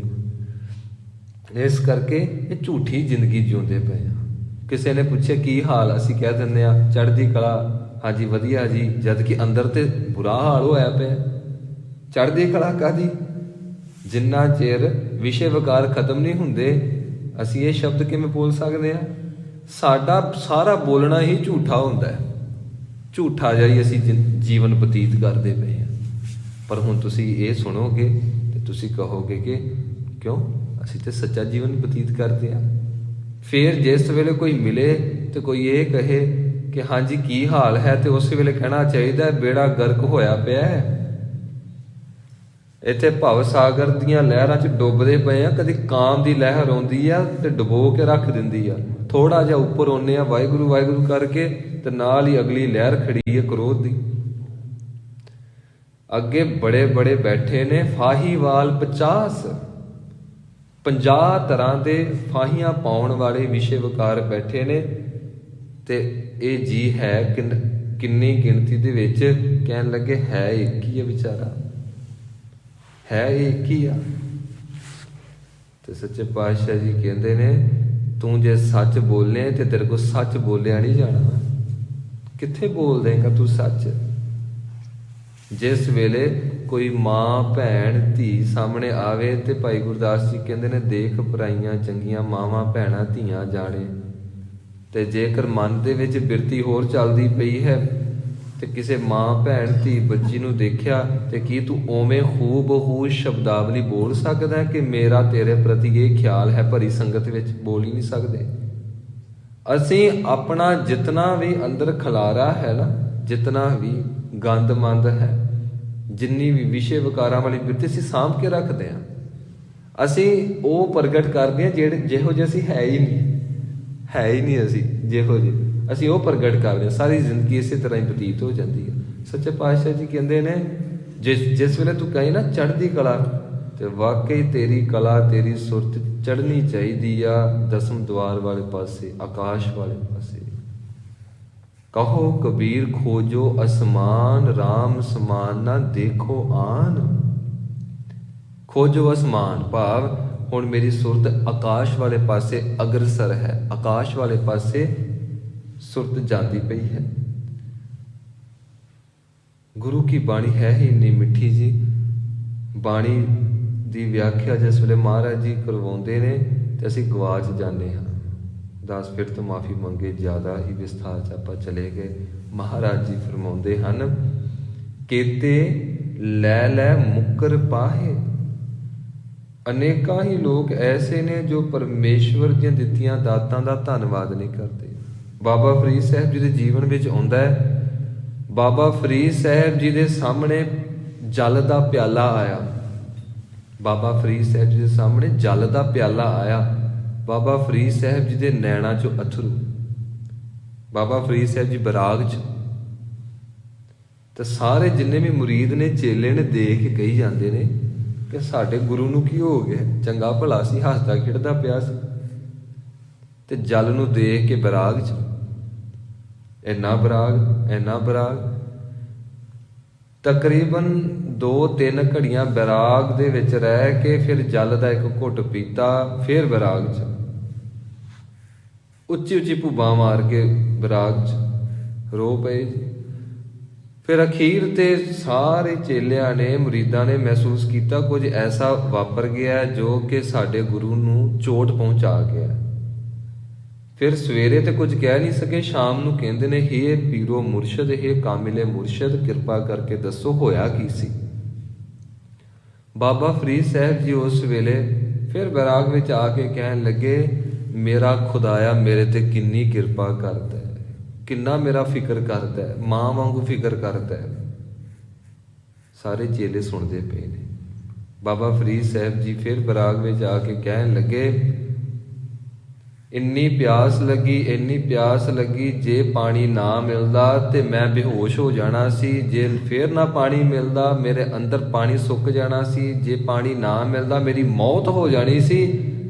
ਉਸ ਮੇਰੇ ਮਾਲਕ, ਮੇਰੇ ਖੁਦਾਇਆ ਨੇ, ਮੇਰੇ ਅੱਲਾ ਨੇ ਐਸੀ ਕਿਰਪਾ ਕੀਤੀ, ਪਿਆਸ ਲੱਗੀ ਤੇ ਅਜੇ ਪਿਆਸ ਇਸ ਸ਼ਿਖਰ ਤੱਕ ਪਹੁੰਚੀ ਨਹੀਂ ਸੀ ਕਿ ਮੈਂ ਬੇਹੋਸ਼ ਹੋ ਜਾਂਦਾ। ਉਸੇ ਵੇਲੇ ਮੇਰੇ ਮਾਲਕ ਨੇ ਮੇਰੇ ਸਾਹਮਣੇ ਜਲ ਦਾ ਪਿਆਲਾ ਰੱਖ ਦਿੱਤਾ ਤੇ ਜਲ ਦੇ ਪਿਆਲੇ ਨੂੰ ਦੇਖ ਕੇ ਤੇ ਮੈਂ ਸ਼ੁਕਰਾਨੇ ਵਿੱਚ ਜੁੜ ਗਿਆ। ਅਸੀਂ ਚੰਗੇ ਭਲੇ ਜੂਸ ਪੀਂਦੇ, ਚੰਗੇ ਭਲੇ ਤਰ੍ਹਾਂ ਦੇ ਪਦਾਰਥ ਖਾਂਦੇ, ਅਸੀਂ ਫੇਰ ਕਦੀ ਸ਼ੁਕਰਾਨਾ ਨਹੀਂ ਕੀਤਾ।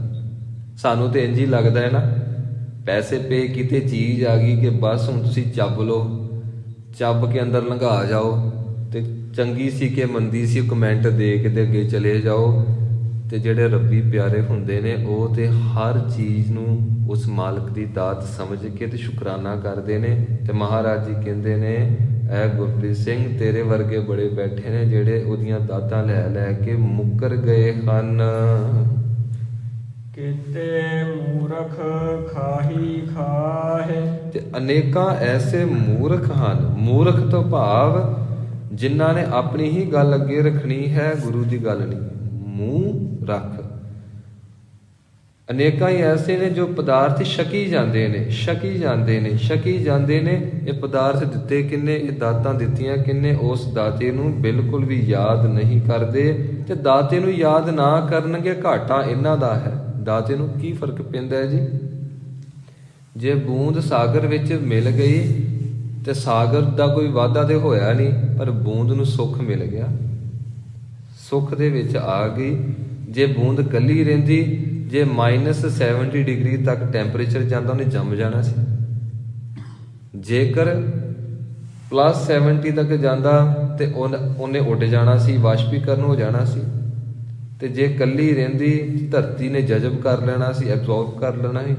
ਤੇ ਹੁਣ ਸਾਗਰ ਵਿੱਚ ਮਿਲ ਗਈ, ਹੁਣ ਨਾ ਸਾਗਰ ਸੁੱਕੇ, ਨਾ ਸਾਰਾ ਸਾਗਰ ਜੰਮੇ, ਤੇ ਨਾ ਸਾਰੇ ਸਾਗਰ ਨੂੰ ਧਰਤੀ ਪੀ ਸਕੇ, ਕਿਉਂਕਿ ਧਰਤੀ ਤਾਂ ਇੱਕ ਹਿੱਸੇ ਹੈ, 3 ਹਿੱਸੇ ਪਾਣੀ ਹੈ। ਸੋ ਇਸ ਢੰਗ ਦੇ ਨਾਲ ਅਸੀਂ ਉਸ ਪਰਮੇਸ਼ਵਰ ਦਾ ਸ਼ੁਕਰਾਨਾ ਤਾਂ ਕਰਨਾ ਹੈ, ਅਸੀਂ ਪਰਮੇਸ਼ਵਰ ਵਰਗੇ ਹੋ ਜਾਈਏ, ਅਸੀਂ ਸੁੱਖਾਂ ਵਿੱਚ ਟਿਕ ਜਾਈਏ। ਮਹਾਰਾਜ ਜੀ ਫਰਮਾਉਂਦੇ ਨੇ, ਅਨੇਕਾਂ ਹੀ ਐਸੇ ਮੂਰਖ ਨੇ, ਖਾਈ ਜਾਂਦੇ ਨੇ। ਤੇ ਸੱਚੀ ਗੱਲ ਇਹ ਹੈ, ਦਾਸ ਨੇ ਦੇਖੇ ਨੇ, ਕਈ ਤਾਂ ਇੰਨੇ ਵੱਡੇ ਯੋਧੇ ਨੇ, ਇੰਨੇ ਵੱਡੇ ਸੂਰਮੇ ਨੇ, ਉਹਨਾਂ ਨੂੰ ਫਿਕਰ ਹੀ ਇਹ ਹੁੰਦਾ ਹੈ, ਸਵੇਰੇ ਕੀ ਖਾਣਾ ਹੈ, ਦੁਪਹਿਰੇ ਕੀ ਖਾਣਾ ਹੈ, ਸਨੈਕਸ ਵਿੱਚ ਕੀ ਖਾਣਾ ਹੈ, ਸ਼ਾਮ ਨੂੰ ਕੀ ਖਾਣਾ ਹੈ, ਮੂਵੀ ਵੇਖਦੇ ਕੀ ਖਾਣਾ ਹੈ। ਉਸ ਪਰਿਕਰਮਾ ਹੀ ਰਸੋਈ ਦੀ ਕਰੀ ਜਾਂਦੇ ਨੇ, ਉਹ ਲੰਗਰ ਦੀ ਪਰਿਕਰਮਾ ਹੀ ਕਰੀ ਜਾਂਦੇ ਨੇ। ਐਡੇ ਯੋਧੇ ਬੈਠੇ ਹੋਏ ਆ, ਐਡੇ ਸੂਰਮੇ ਨੇ, ਤਪਸਵੀ ਬੈਠੇ ਹੋਏ ਆ, ਧਿਆਨ ਦੇ ਵਿੱਚ ਬਸ ਪ੍ਰਸ਼ਾਦੇ ਤੁਰਿਆ ਜਾਂਦਾ ਹੈ। ਫੋਨ ਕਰਕੇ ਕਹਿੰਦੇ ਨੇ, ਸਵੇਰੇ ਇਹ ਬਣਾਇਆ ਸੀ, ਦੁਪਹਿਰੇ ਕੀ ਬਣਾਉਣਾ ਹੈ, ਦੁਪਹਿਰੇ ਇਹ ਬਣਾਇਓ। ਤੇ ਅੱਜ ਤਿੱਖਾ ਖਾਣ ਨੂੰ ਜੀ ਕਰਦਾ, ਚੰਗੀਆਂ ਮਿਰਚਾਂ ਪਾਇਓ ਜੋ ਜੀਭ ਤੇ ਲੜ ਜਾਣ ਤੇ ਬਾਅਦ ਚ ਅੰਦਰ ਐਸਿਡ ਬਣਾ ਦੇਣ। ਪਰ ਤੁਸੀਂ ਨਾ ਹੁਣ ਤਿੱਖਾ ਬਣਾਓ, ਹੁਣ ਮਿੱਠਾ ਬਣਾਓ। ਕਹਿਣ ਦਾ ਅਰਥ ਇਹ ਹੈ ਕਿ ਪਰਮੇਸ਼ਵਰ ਦੀਆਂ ਦਿੱਤੀਆਂ ਦਾਤਾਂ ਨੂੰ ਅਸੀਂ ਛਕੀ ਜਾਂਦੇ ਹਾਂ। ਮਹਾਰਾਜ ਜੀ ਕਹਿੰਦੇ ਨੇ ਕਿ ਜਿਹੜੇ ਬੰਦੇ ਧੰਨਵਾਦ ਨਹੀਂ ਕਰਦੇ, ਐਸੇ ਬੰਦੇ ਮੂਰਖ ਹੁੰਦੇ ਹਨ। ਕੀਤੇ ਕੇਤਿਆ ਦੁਖ ਭੂਖ ਸਦ ਮਾਰ। ਇਹ ਭੇਦਾਤ ਤੇਰੀ ਦਾਤਾਰ। ਤੇ ਅਨੇਕਾਂ ਐਸੇ ਹਨ ਜਿਨ੍ਹਾਂ ਦੇ ਉੱਤੇ ਅਨੇਕਾਂ ਤਰ੍ਹਾਂ ਦੇ ਦੁੱਖ ਆਉਂਦੇ ਨੇ, ਅਨੇਕਾਂ ਤਰ੍ਹਾਂ ਦੇ ਉਹਨਾਂ ਦੇ ਜੀਵਨ ਦੇ ਵਿੱਚ ਕਲੇਸ਼ ਨੇ, ਅਨੇਕਾਂ ਤਰ੍ਹਾਂ ਦੀਆਂ ਉਹਨਾਂ ਨੂੰ ਭੁੱਖਾਂ ਧੁਰਾਂ ਤੋਂ ਹੀ ਮਿਲੀਆਂ ਨੇ ਆਪਣੇ ਕਰਮਾਂ ਅਨੁਸਾਰ, ਭਾਵ ਕਿ ਉਹਨਾਂ ਨੂੰ ਪ੍ਰਸ਼ਾਦਾ ਵੀ ਚੰਗੀ ਤਰ੍ਹਾਂ ਨਹੀਂ ਮਿਲਦਾ, ਬਿਲਕੁਲ ਚੰਗੀ ਤਰ੍ਹਾਂ ਨਹੀਂ ਪ੍ਰਸ਼ਾਦਾ ਮਿਲਦਾ। ਮਹਾਰਾਜ ਜੀ ਕਹਿੰਦੇ ਨੇ ਉਹਨਾਂ ਨੂੰ ਮਾਰਾਂ ਵੀ ਪੈਂਦੀਆਂ ਨੇ, ਸਦ ਮਾਰ, ਉਹਨਾਂ ਨੂੰ ਧੱਕੇ ਪੈਂਦੇ ਨੇ। ਪਰ ਮਹਾਰਾਜ ਜੀ ਕਹਿੰਦੇ ਨੇ ਇਹ ਭੇਦਾਤ ਤੇਰੀ ਦਾਤਾਰ। ਇਸ ਅਲਫਾਜ਼ ਨੂੰ ਭੀ ਨਹੀਂ ਕਹਿਣਾ, ਭੱਬੇ ਨੂੰ ਸਿਹਾਰੀ ਦਾ ਉਚਾਰਨ ਹੈ ਭੇ। ਇਹ ਭੇਦਾਤ ਤੇਰੀ ਦਾਤਾਰ। ਦਾਤਿਆ ਇਹ ਦੁੱਖ, ਇਹ ਕਲੇਸ਼, ਇਹ ਸੰਤਾਪ, ਇਹ ਮਾਰਾਂ, ਇਹ ਭੁੱਖਾਂ ਸਾਡੇ ਆਪਣੇ ਕਰਮਾਂ ਕਰਕੇ ਨੇ। ਪਰ ਸ਼ੁਕਰ ਹੈ ਇਹ ਸਾਰੇ ਦੁੱਖ ਧੰਦਾ ਯੋਗ ਹਨ, ਕਿਉਂਕਿ ਤੇਰੀ ਯਾਦ ਫਿਰ ਆ ਜਾਂਦੀ ਹੈ। ਤੇਰੀ ਯਾਦ ਵਿੱਚ ਅਸੀਂ ਸਾਰੇ ਜੁੜ ਜਾਂਦੇ ਹਾਂ। ਜੇ ਦੁੱਖ ਨਾ ਹੋਵੇ ਤੇ ਕੋਈ ਵੀ ਪਰਮੇਸ਼ਵਰ ਨੂੰ ਯਾਦ ਨਾ ਕਰੇ। ਉਹ ਤੇ ਕੋਈ ਹੁੰਦਾ ਹੈ ਮਹਾਰਾਜਾ ਜਨਕ ਸਿੰਘ ਮਹਾਰਾਜਾ ਜਨਕ ਵਰਗਾ, ਜੋ ਕਿ ਰਾਜ ਭਾਗ ਦੇ ਨਾਲ ਉਸ ਪਰਮੇਸ਼ਵਰ ਦੀ ਬੰਦਗੀ ਵਿੱਚ ਜੁੜਿਆ। ਉਹ ਤੇ 6ਵੇਂ ਪਾਤਸ਼ਾਹ ਵਰਗੀ ਹਸਤੀ, 10ਵੇਂ ਪਾਤਸ਼ਾਹ ਵਰਗੀ ਹਸਤੀ, ਜਿਨ੍ਹਾਂ ਦੇ ਕੋਲ ਰਾਜ ਭਾਗ ਵੀ ਹੈ ਤੇ ਰਾਜ ਯੋਗ ਵੀ ਹੈ। ਪਰਮੇਸ਼ਵਰ ਦੇ ਨਾਲ ਜੁੜਨ ਦੀ ਖੇਡ ਵੀ ਅੰਦਰ ਵਰਤਦੀ ਪਈ ਹੈ। ਖੁਦ ਹੀ ਪਰਮੇਸ਼ਵਰ ਨੇ ਸੱਚੇ ਪਾਤਸ਼ਾਹ ਜੀ ਮਹਾਰਾਜ ਜੀ ਬਖਸ਼ਿਸ਼ ਕਰਦੇ ਹਨ। ਇਹ ਵੀ ਪਰਮੇਸ਼ਵਰ ਦੀ ਦਾਤ ਹੈ, ਪਰ ਇਹ ਦਾਤ ਬ੍ਰਹਮ ਗਿਆਨੀ ਨੂੰ ਮਹਿਸੂਸ ਹੁੰਦੀ ਹੈ, ਇਹ ਆਮ ਬੰਦੇ ਨੂੰ ਮਹਿਸੂਸ ਨਹੀਂ ਹੋਏਗੀ, ਕਿਉਂਕਿ ਆਮ ਬੰਦੇ ਦੀ ਚੜ੍ਹਦੀ ਕਲਾ ਨਹੀਂ ਨਾ ਹੈ। ਜਦੋਂ ਚੜ੍ਹਦੀ ਕਲਾ ਹੋਏਗੀ ਉਦੋਂ ਸੁਰਤ ਉਚਾਟ ਹੋ ਜਾਏਗੀ, ਉਦੋਂ ਉਸ ਵੇਲੇ ਸੁਰਤ ਉੱਚੀ ਚਲੀ ਜਾਂਦੀ ਹੈ। ਤੇ ਚੜ੍ਹਦੀ ਕਲਾ ਦੇ ਹਿਰਦੇ ਦੇ ਵਿੱਚੋਂ ਇਹ ਸ਼ਬਦ ਨਿਕਲਦੇ ਨੇ ਕੇਤਿਆ। ਇੱਥੇ ਰੁਕ ਜਾਣਾ ਹੈ। ਕੇਤਿਆ ਦੁਖ ਭੂਖ ਸਦ ਮਾਰ। ਕਈ ਕਹਿੰਦੇ ਨੇ ਕੇਤਿਆਂ ਦੁੱਖ ਭੁੱਖ ਸਦ ਮਾਰ। ਇਹਦਾ ਉਚਾਰਨ ਸਹੀ ਕੇਤਿਆ ਵਿਸ਼ਰਾਮ ਦੇ ਕੇ ਦੁਖ ਭੂਖ ਤੇ ਅੱਗੇ ਸ਼ਬਦ ਨੂੰ ਸੱਦ ਨਹੀਂ ਕਹਿਣਾ। ਜੇ ਸੱਸੇ ਨੂੰ ਅਧਕ ਲਾ ਕੇ ਬੋਲਾਂਗੇ ਨਾ ਸੱਦ, ਇਹਦਾ ਅਰਥ ਹੈ ਕਿਸੇ ਨੂੰ ਸੱਦਣਾ, ਕਿਸੇ ਨੂੰ ਇਨਵਾਈਟ ਕਰਨਾ। ਇਸ ਦਾ ਉਚਾਰਨ ਹੈ ਪੋਲਾਈਟਲੀ ਬੋਲਣਾ ਹੈ ਸਾਧ। ਸਾਧ ਦਾ ਅਰਥ ਹੈ ਸਦਾ ਹੀ, ਸਦਾ ਦਾ ਅਰਥ ਕੰਟੀਨਿਊਟੀ ਦੇ ਨਾਲ। ਕੇਤਿਆ ਦੁਖ ਭੂਖ ਸਦ ਮਾਰ। ਇਹ ਭੇਦਾਤ ਤੇਰੀ ਦਾਤਾਰ। ਹੇ ਦਾਤਿਆ ਇਹ ਵੀ ਤੇਰੀ ਦਾਤ ਹੈ, ਇਹ ਵੀ ਤੇਰੀ ਬਖਸ਼ਿਸ਼ ਹੈ। ਜੋ ਤੇਰੀ ਯਾਦ ਉਹ ਬੰਦੇ ਬਾਰ-ਬਾਰ ਫਿਰ ਆਪਣੇ ਹਿਰਦੇ ਵਿੱਚ ਟਿਕਾਉਂਦੇ ਨੇ। ਭਾਵੇਂ ਸੰਸਾਰੀ ਸੁੱਖਾਂ ਲਈ ਉਹ ਤੈਨੂੰ ਯਾਦ ਕਰਦੇ ਨੇ, ਪਰ ਤੇਰੇ ਨੇੜੇ ਹੋ ਜਾਂਦੇ ਨੇ, ਉਹਨਾਂ ਨੂੰ ਰੂਹਾਨੀ ਸੁੱਖ ਵੀ ਮਿਲ ਜਾਂਦੇ ਹਨ। ਬੰਦ ਖਲਾਸੀ ਭਾਣਾ ਹੋਏ, ਹੋਰ ਆਖ ਨਾ ਸਕਾ ਕੋਇ। ਹੁਣ ਕੋਈ ਬੰਦਾ ਇਹ ਕਹੇ ਕਿ ਸਾਡੇ ਅੰਦਰ ਬੰਧਨ ਬਹੁਤ ਹਨ, ਅਸੀਂ ਜਕੜੇ ਹੋਏ ਹਾਂ, ਅਸੀਂ ਫਸੇ ਹੋਏ ਹਾਂ। ਕਿਹਦੇ ਵਿੱਚ? ਪਰਿਵਾਰ ਵਿੱਚ। ਅਕੇ ਭਗਤੀ ਤਾਂ ਪਰਿਵਾਰ ਨੂੰ ਛੱਡ ਕੇ ਹੋ ਸਕਦੀ ਹੈ।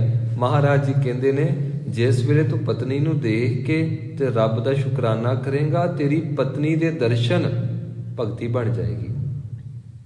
ਜੇ ਤੇਰੀ ਪਤਨੀ ਝਿੜਕਦੀ ਪਈ ਹੈ ਨਾ ਕਿ ਜਦੋਂ ਤੁਸੀਂ ਆਉਂਦੇ ਹੋ ਖਲਾਰਾ ਪਾ ਦਿੰਦੇ ਹੋ, ਤੁਸੀਂ ਆਪਣਾ ਖਲਾਰਾ ਆਪ ਹੀ ਸਾਂਭਿਆ ਕਰੋ। ਤੇ ਉਸ ਵੇਲੇ ਗੁੱਸੇ ਨਾ ਹੋਇਆ ਕਰ, ਇੰਜ ਮਹਿਸੂਸ ਕਰਿਆ ਕਰ ਕਿ ਜਿਵੇਂ ਤੂੰ ਗੁਰੂ ਘਰ ਦੇ ਵਿੱਚ ਬੈਠਾ ਹੈ, ਤੂੰ ਗੁਰੂ ਘਰ ਦੇ ਦਰੀਆਂ ਝਾੜਦਾ ਹੈ, ਤੂੰ ਗੁਰੂ ਘਰ 'ਚ ਜਾ ਕੇ ਉੱਥੇ ਸੇਵਾ ਕਰਦਾ ਹੈ, ਗੁਰੂ ਘਰ ਦੇ ਭਾਂਡੇ ਮਾਂਜਦਾ ਹੈ, ਗੁਰੂ ਘਰ ਦੇ ਵਿੱਚ ਹਰ ਤਰ੍ਹਾਂ ਦੀ ਸੇਵਾ ਕਰਦਾ, ਇੱਥੋਂ ਤੱਕ ਕਿ ਗੁਰੂ ਘਰ ਦੇ ਟੋਇਲਟ ਵੀ ਸਾਫ਼ ਕਰਦਾ।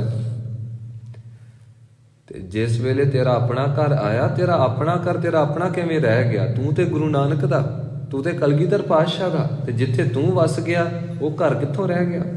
ਉਹ ਹੋਮ ਕਿੱਥੋਂ ਰਹਿ ਗਿਆ? ਉਹ ਤੇ ਗੁਰੂ ਘਰ ਹੋ ਗਿਆ। ਤੇ ਹੁਣ ਤੂੰ ਆਪਣੇ ਘਰ ਦੇ ਵਿੱਚ ਬਰਤਨ ਮਾਂਜ, ਤੇ ਬਰਤਨ ਮਾਂਜਣ ਲੱਗਿਆ ਇਹ ਖਿਆਲ ਕਰੀ ਕਿ ਜਿੰਨਾ ਵੀ ਤੇਰਾ ਪਰਿਵਾਰ ਹੈ ਉਹ ਤੇਰੇ ਮਾਲਕ ਨੇ ਤੈਨੂੰ ਬਖਸ਼ਿਆ, ਸ਼ੁਕਰਾਨਾ ਕਰ। ਤੂੰ ਸਿਮਰਨ ਕਰਦਾ ਕਰਦਾ ਇੰਜ ਮਹਿਸੂਸ ਕਰ ਕਿ ਤੇਰੇ ਘਰ ਦੇ ਜੀ ਬਾਣੀ ਜਪਦੇ ਨੇ। ਇਹ ਸੰਗਤ ਹੈ, ਇਹ ਗੁਰੂ ਨਾਨਕ ਦੀ ਸੰਗਤ ਹੈ, ਕਲਗੀਧਰ ਪਾਤਸ਼ਾਹ ਦੀ ਸੰਗਤ ਹੈ। ਤੇ ਤੂੰ ਇਹਨਾਂ ਦੀ ਸੇਵਾ ਕਰ, ਤੇਰੇ ਉੱਤੇ ਗੁਰੂ ਨਾਨਕ ਦੀ ਖੁਸ਼ੀ ਹੋ ਜਾਏਗੀ, ਤੈਨੂੰ ਬਖਸ਼ਿਸ਼ ਮਿਲ ਜਾਏਗੀ। ਇਹ ਥੋੜਾ ਹੈ ਕਿ ਅਸੀਂ ਕਹੀਏ ਜੀ ਬੀਬੀਆਂ ਨੂੰ ਤੇ ਬ੍ਰਹਮਾ ਜੀ ਵੱਲੋਂ ਵਰ ਮਿਲਿਆ ਕਿ ਤੁਸੀਂ ਬਸ ਰਸੋਈ ਦੇ ਵਿੱਚ ਹੀ ਘੁੰਮੀ ਜਾਣਾ ਹੈ, ਰਸੋਈ ਦੇ ਵਿੱਚ ਭਾਂਡੇ ਆਪ ਹੀ ਲਵੇੜ ਦੇਣੇ ਆ, ਪ੍ਰਸ਼ਾਦਾ ਪਾਣੀ ਪਾ ਕੇ ਆਪ ਹੀ ਕੁੱਕਰਾਂ ਦੀਆਂ ਸੀਟੀਆਂ ਮਰਵਾ ਕੇ ਤੇ ਆਪ ਹੀ ਸਬਜ਼ੀ ਬਣਾ ਕੇ ਆਪ ਹੀ ਲਵੇੜ ਕੇ ਆਪ ਹੀ ਸਾਫ਼ ਕਰਨੇ ਆ। ਤੁਹਾਡੀ ਜਿਹੜੀ ਜੂਨ ਆ ਇਸੇ ਵਾਸਤੇ ਹੀ ਆ।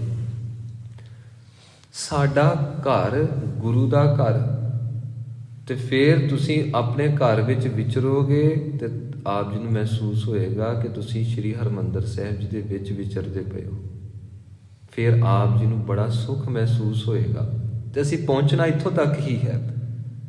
ਅਸੀਂ ਕਹੀਏ ਜੀ ਘਰ 'ਚ ਬੜਾ ਕਲੇਸ਼ ਆ, ਮੈਂ ਲੜ ਕੇ ਆਇਆ, ਮੈਂ ਲੜ ਕੇ ਆਈ, ਤੇ ਹੁਣ ਗੁਰਦੁਆਰੇ ਸਾਹਿਬ ਚੱਲੀ ਆ, ਉੱਥੇ ਸੁੱਖ ਮਿਲਦਾ।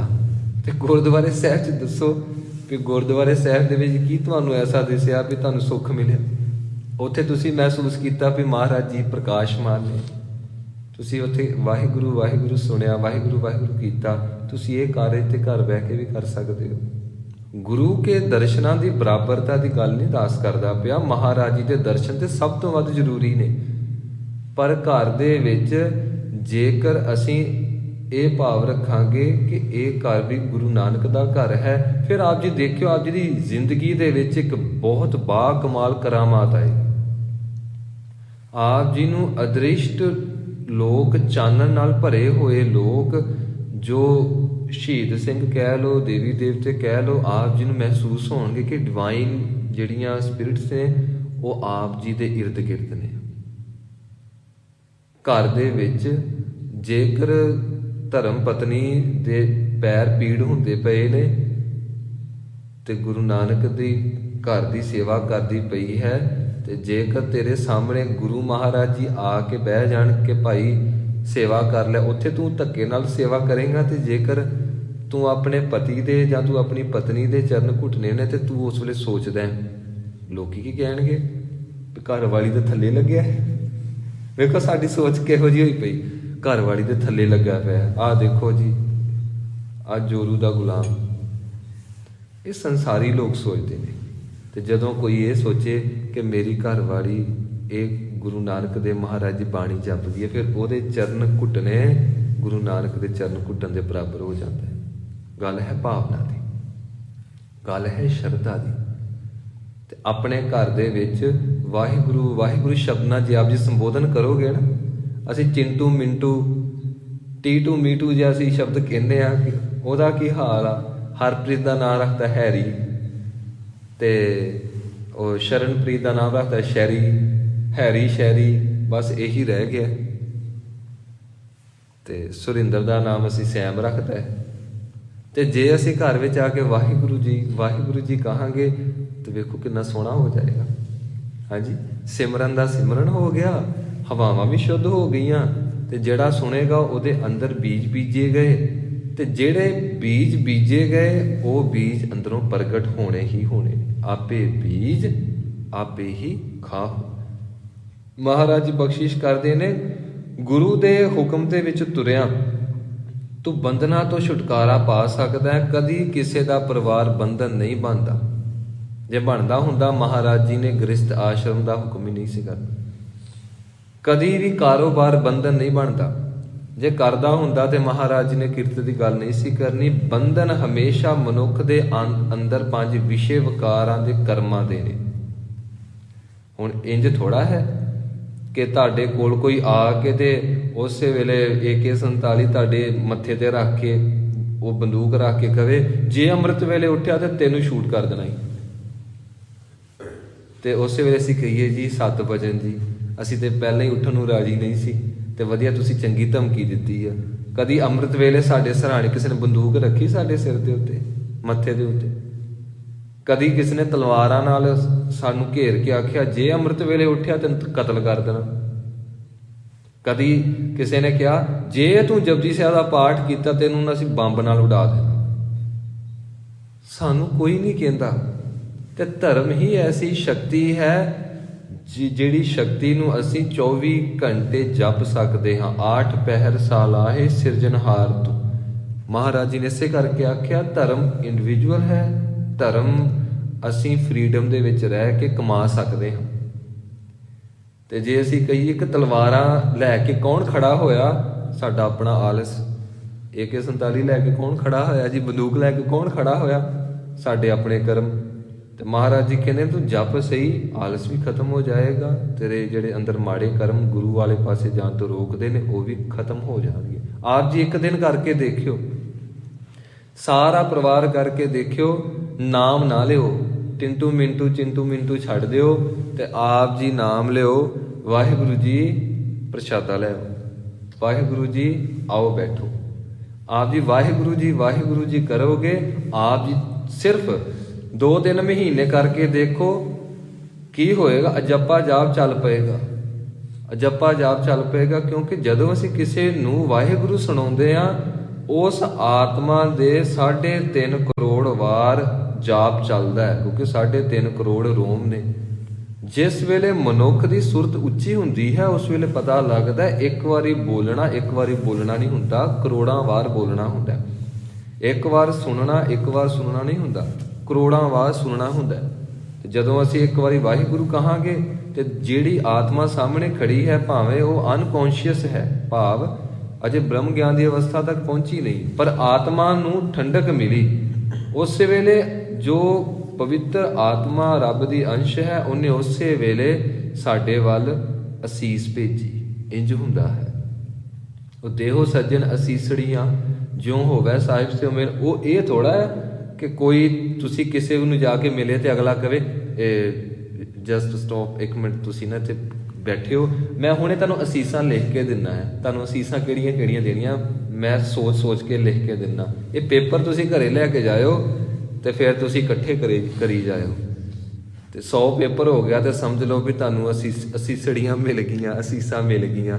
ਉਹ ਜਿਹੜੀਆਂ ਅਸੀਸਾਂ ਨੇ ਉਹ ਅਸੀਂ ਆਪਣੀ ਮਰਜ਼ੀ ਦੇ ਨਾਲ ਨਾ ਦੇ ਸਕਦੇ, ਨਾ ਅਸੀਂ ਆਪਣੀ ਮਰਜ਼ੀ ਦੇ ਨਾਲ ਰੋਕ ਸਕਦੇ ਹਾਂ, ਨਾ ਅਸੀਂ ਆਪਣੀ ਮਰਜ਼ੀ ਨਾਲ ਗ੍ਰੈਬ ਕਰ ਸਕਦੇ ਹਾਂ। ਉਹ ਨੈਚੁਰਲੀ ਜਿਸ ਤਰ੍ਹਾਂ ਅਸੀਂ ਸਾਹ ਲੈਂਦੇ ਹਾਂ, ਇਸੇ ਤਰ੍ਹਾਂ ਅਸੀਸਾਂ ਵੱਧ ਅਸੀਸਾਂ ਸਾਡੇ ਤੱਕ ਪਹੁੰਚਦੀਆਂ ਨੇ, ਉਸੇ ਵੇਲੇ ਹੀ ਪਹੁੰਚਦੀਆਂ ਨੇ। ਸੱਚੇ ਪਾਤਸ਼ਾਹ ਜੀ ਕਹਿੰਦੇ ਨੇ ਬੰਦ ਖਲਾਸੀ। ਇਸ ਨੂੰ ਬੰਦ ਨਹੀਂ ਕਹਿਣਾ, ਜੇ ਬੰਦ ਕਹਿ ਤਾਂ ਧੱਦਾ ਪੈ ਜਾਏਗਾ। ਇਸ ਨੂੰ ਕਹਿਣਾ ਬੰਦ ਦੱਦਾ। ਬੰਦ ਦਾ ਅਰਥ ਹੈ ਜੀ ਬੰਧਨਾਂ ਵਿੱਚ। ਬੰਧਨਾਂ ਵਿੱਚ ਦਾ ਅਰਥ ਜੇਲ੍ਹ ਵਿੱਚ, ਜੇਲ੍ਹ ਦਾ ਅਰਥ ਬੰਦੀ ਖਾਨਾ, ਤੇ ਬੰਦੀ ਖਾਨੇ ਦਾ ਅਰਥ ਜਿੱਥੇ ਸਾਡੀ ਆਪਣੀ ਮਰਜ਼ੀ ਨਾ ਚੱਲੇ। ਤੇ ਜਿੱਥੇ ਆਪਣੀ ਮਰਜ਼ੀ ਨਹੀਂ ਚੱਲਦੀ ਉਹ ਕਿਹੜੀ ਅਵਸਥਾ? ਵਿਸ਼ੇ ਵਿਕਾਰਾਂ ਦੇ ਵਿੱਚ ਘਿਰੀ ਹੋਈ ਅਵਸਥਾ। ਪਰ ਗੁਰੂ ਮਹਾਰਾਜ ਜੀ ਕਹਿੰਦੇ ਨੇ ਕਿ ਤੇਰੀ ਖਲਾਸੀ ਕਰ ਦੇਵਾਂਗੇ ਗੁਰਮੁਖਾ, ਤੂੰ ਇੱਕ ਵਾਰੀ ਹੁਕਮ ਦੇ ਵਿੱਚ ਆ, ਅੰਮ੍ਰਿਤ ਵੇਲੇ ਉੱਠ। ਤੈਨੂੰ ਕੋਈ ਧਮਕੀ ਨਹੀਂ ਦੇ ਰਿਹਾ। ਦੇਖੋ ਪੁਰਾਤਨ ਸਮੇਂ ਵਿੱਚ ਧਮਕੀਆਂ ਮਿਲਦੀਆਂ ਸਨ। ਮੀਰ ਮਨੂ ਦੇ ਸਮੇਂ ਵਿੱਚ ਸੀ ਕਿ ਬੋਲੋ ਤੁਹਾਡਾ ਗੁਰੂ ਕੌਣ ਹੈ। ਤੇ ਜੇ ਕਿਸੇ ਨੇ ਕਿਹਾ ਧੰਨ ਧੰਨ ਸ਼੍ਰੀ ਗੁਰੂ ਗੋਬਿੰਦ ਸਿੰਘ ਮਹਾਰਾਜ ਕਲਗੀਧਰ ਪਾਤਸ਼ਾਹ, ਨਾਲ ਹੀ ਸਿਰ ਵੱਢ ਦਿੱਤਾ ਜਾਂਦਾ ਸੀ, ਵੱਢ ਦਿੱਤਾ ਜਾਂਦਾ ਸੀ। ਤੇ ਜੇਕਰ ਕੋਈ ਗੁਰੂ ਗ੍ਰੰਥ ਸਾਹਿਬ ਮਹਾਰਾਜ ਜੀ ਦਾ ਵੀ ਨਾਂ ਲੈਂਦਾ ਸੀ ਤੇ ਸਿਰ ਵੱਢ ਦਿੱਤਾ ਜਾਂਦਾ ਸੀ। ਕੋਈ ਇਹ ਕਹੇ ਕਿ ਮੈਂ ਗੁਰੂ ਦਾ ਸਿੱਖ ਹਾਂ, ਸਿੰਘ ਹਾਂ, ਖਾਲਸਾ ਹਾਂ, ਮੈਂ ਧੀ ਹਾਂ, ਮੈਂ ਬੱਚੀ ਹਾਂ, ਸਿਰ ਵੱਢ ਦਿੱਤਾ ਜਾਂਦਾ ਸੀ। ਤੇ ਉਸ ਵੇਲੇ ਇੱਕ ਵੀ ਸਿੱਖ ਨਾ ਮੀਰ ਮਨੂ ਨੂੰ ਮਿਲਿਆ, ਨਾ ਕਿਸੇ ਹੋਰ ਨਵਾਬ ਨੂੰ, ਨਾ ਕਿਸੇ ਅਮੀਰ ਵਜ਼ੀਰ ਨੂੰ, ਕਿ ਜਿਨੇ ਇਹ ਕਿਹਾ ਹੋਵੇ ਕਿ ਮੈਂ ਗੁਰੂ ਦਾ ਸਿੱਖ ਨਹੀਂ, ਮੇਰੀ ਜਾਨ ਦੀ ਤੁਸੀਂ ਬਖਸ਼ੋ, ਮੇਰੀ ਜਾਨ ਨੂੰ ਬਖਸ਼ ਦਿਓ। ਤੇ ਸਿੱਖ ਕਿਹੜੇ ਨੇ?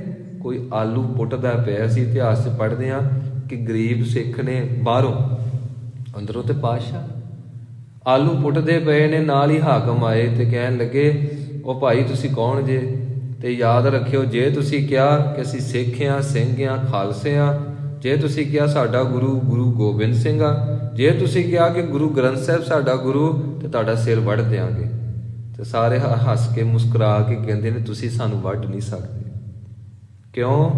ਕਿਉਂਕਿ ਅਸੀਂ ਸ਼੍ਰੀ ਜਪਜੀ ਸਾਹਿਬ ਜੀ ਦਾ ਪਾਠ ਕਰ ਕਰਕੇ ਸਰੀਰ ਤੋਂ ਉੱਪਰ ਜਾ ਚੁੱਕੇ ਹਾਂ। ਤੁਸੀਂ ਸਾਨੂੰ ਕਿਵੇਂ ਵੱਢੋਗੇ? ਇਸ ਮਿੱਟੀ ਨੂੰ ਵੱਢ ਸਕਦੇ ਹੋ ਤੇ ਵੱਢ ਦਿਓ। ਸਾਰੇ ਉਸ ਵੇਲੇ ਧੰਨ ਧੰਨ ਗੁਰੂ ਗੋਬਿੰਦ ਸਿੰਘ ਮਹਾਰਾਜ ਜੀ ਦਾ ਨਾਮ ਲੈ ਕੇ ਜੈਕਾਰਾ ਛੱਡਦੇ ਨੇ।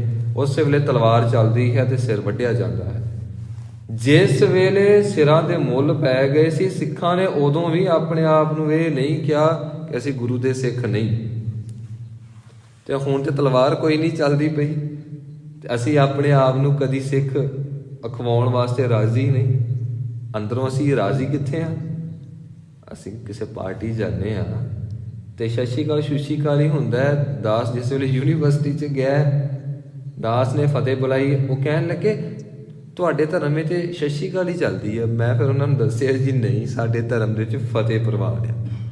ਜਿਹੜਾ ਸ਼ਬਦ ਹੈ ਨਾ ਸਤਿ ਸ੍ਰੀ ਅਕਾਲ, ਇਹ ਮੈਦਾਨੇ ਜੰਗ ਦੇ ਵਿੱਚ ਉਸ ਵੇਲੇ ਗੁਰੂ ਕੇ ਸਿੱਖ ਉੱਚੀ ਆਵਾਜ਼ ਦੇ ਵਿੱਚ ਇਹ ਨਾਅਰਾ ਬੁਲੰਦ ਕਰਦੇ ਸੀ ਕਿ ਅਸਲ ਵਿੱਚ ਸੱਚ ਪਰਮੇਸ਼ਵਰ ਹੈ ਤੇ ਉਹ ਹੀ ਸਭ ਤੋਂ ਵੱਡਾ ਹੈ। ਅਸੀਂ ਉਸ ਦੇ ਪੁਜਾਰੀ ਹਾਂ ਤੇ ਅਸੀਂ ਨਿਹਾਲ ਹੋ ਚੁੱਕੇ ਹਾਂ, ਅਸੀਂ ਬ੍ਰਹਮ ਗਿਆਨੀ ਬਣ ਚੁੱਕੇ ਹਾਂ, ਸਾਨੂੰ ਪਰਵਾਹ ਕੋਈ ਨਹੀਂ ਮੌਤ ਦੀ। ਤੇ ਉਸ ਵੇਲੇ ਕਹਿੰਦੇ ਨੇ ਜੀਣਾ ਝੂਠ ਹੈ, ਸਤਿ ਸ੍ਰੀ ਅਕਾਲ, ਉਹ ਪਰਮੇਸ਼ਵਰ ਹੀ ਸੱਚ ਹੈ। ਸ੍ਰੀ ਦਾ ਅਰਥ ਹੈ ਸ਼੍ਰੋਮਣੀ ਤੇ ਅਕਾਲ ਜੋ ਸਮੇਂ ਤੋਂ ਪਰੇ ਹੈ। ਤੇ ਸਤਿ ਸ਼੍ਰੀ ਅਕਾਲ ਸ਼ੁਸ਼ੀ ਅਕਾਲ ਤਾਂ ਕੋਈ ਸ਼ਬਦ ਹੀ ਨਹੀਂ ਹੈ ਜੀ, ਪਰ ਅਸੀਂ ਕਹੀ ਜਾਂਦੇ ਹਾਂ।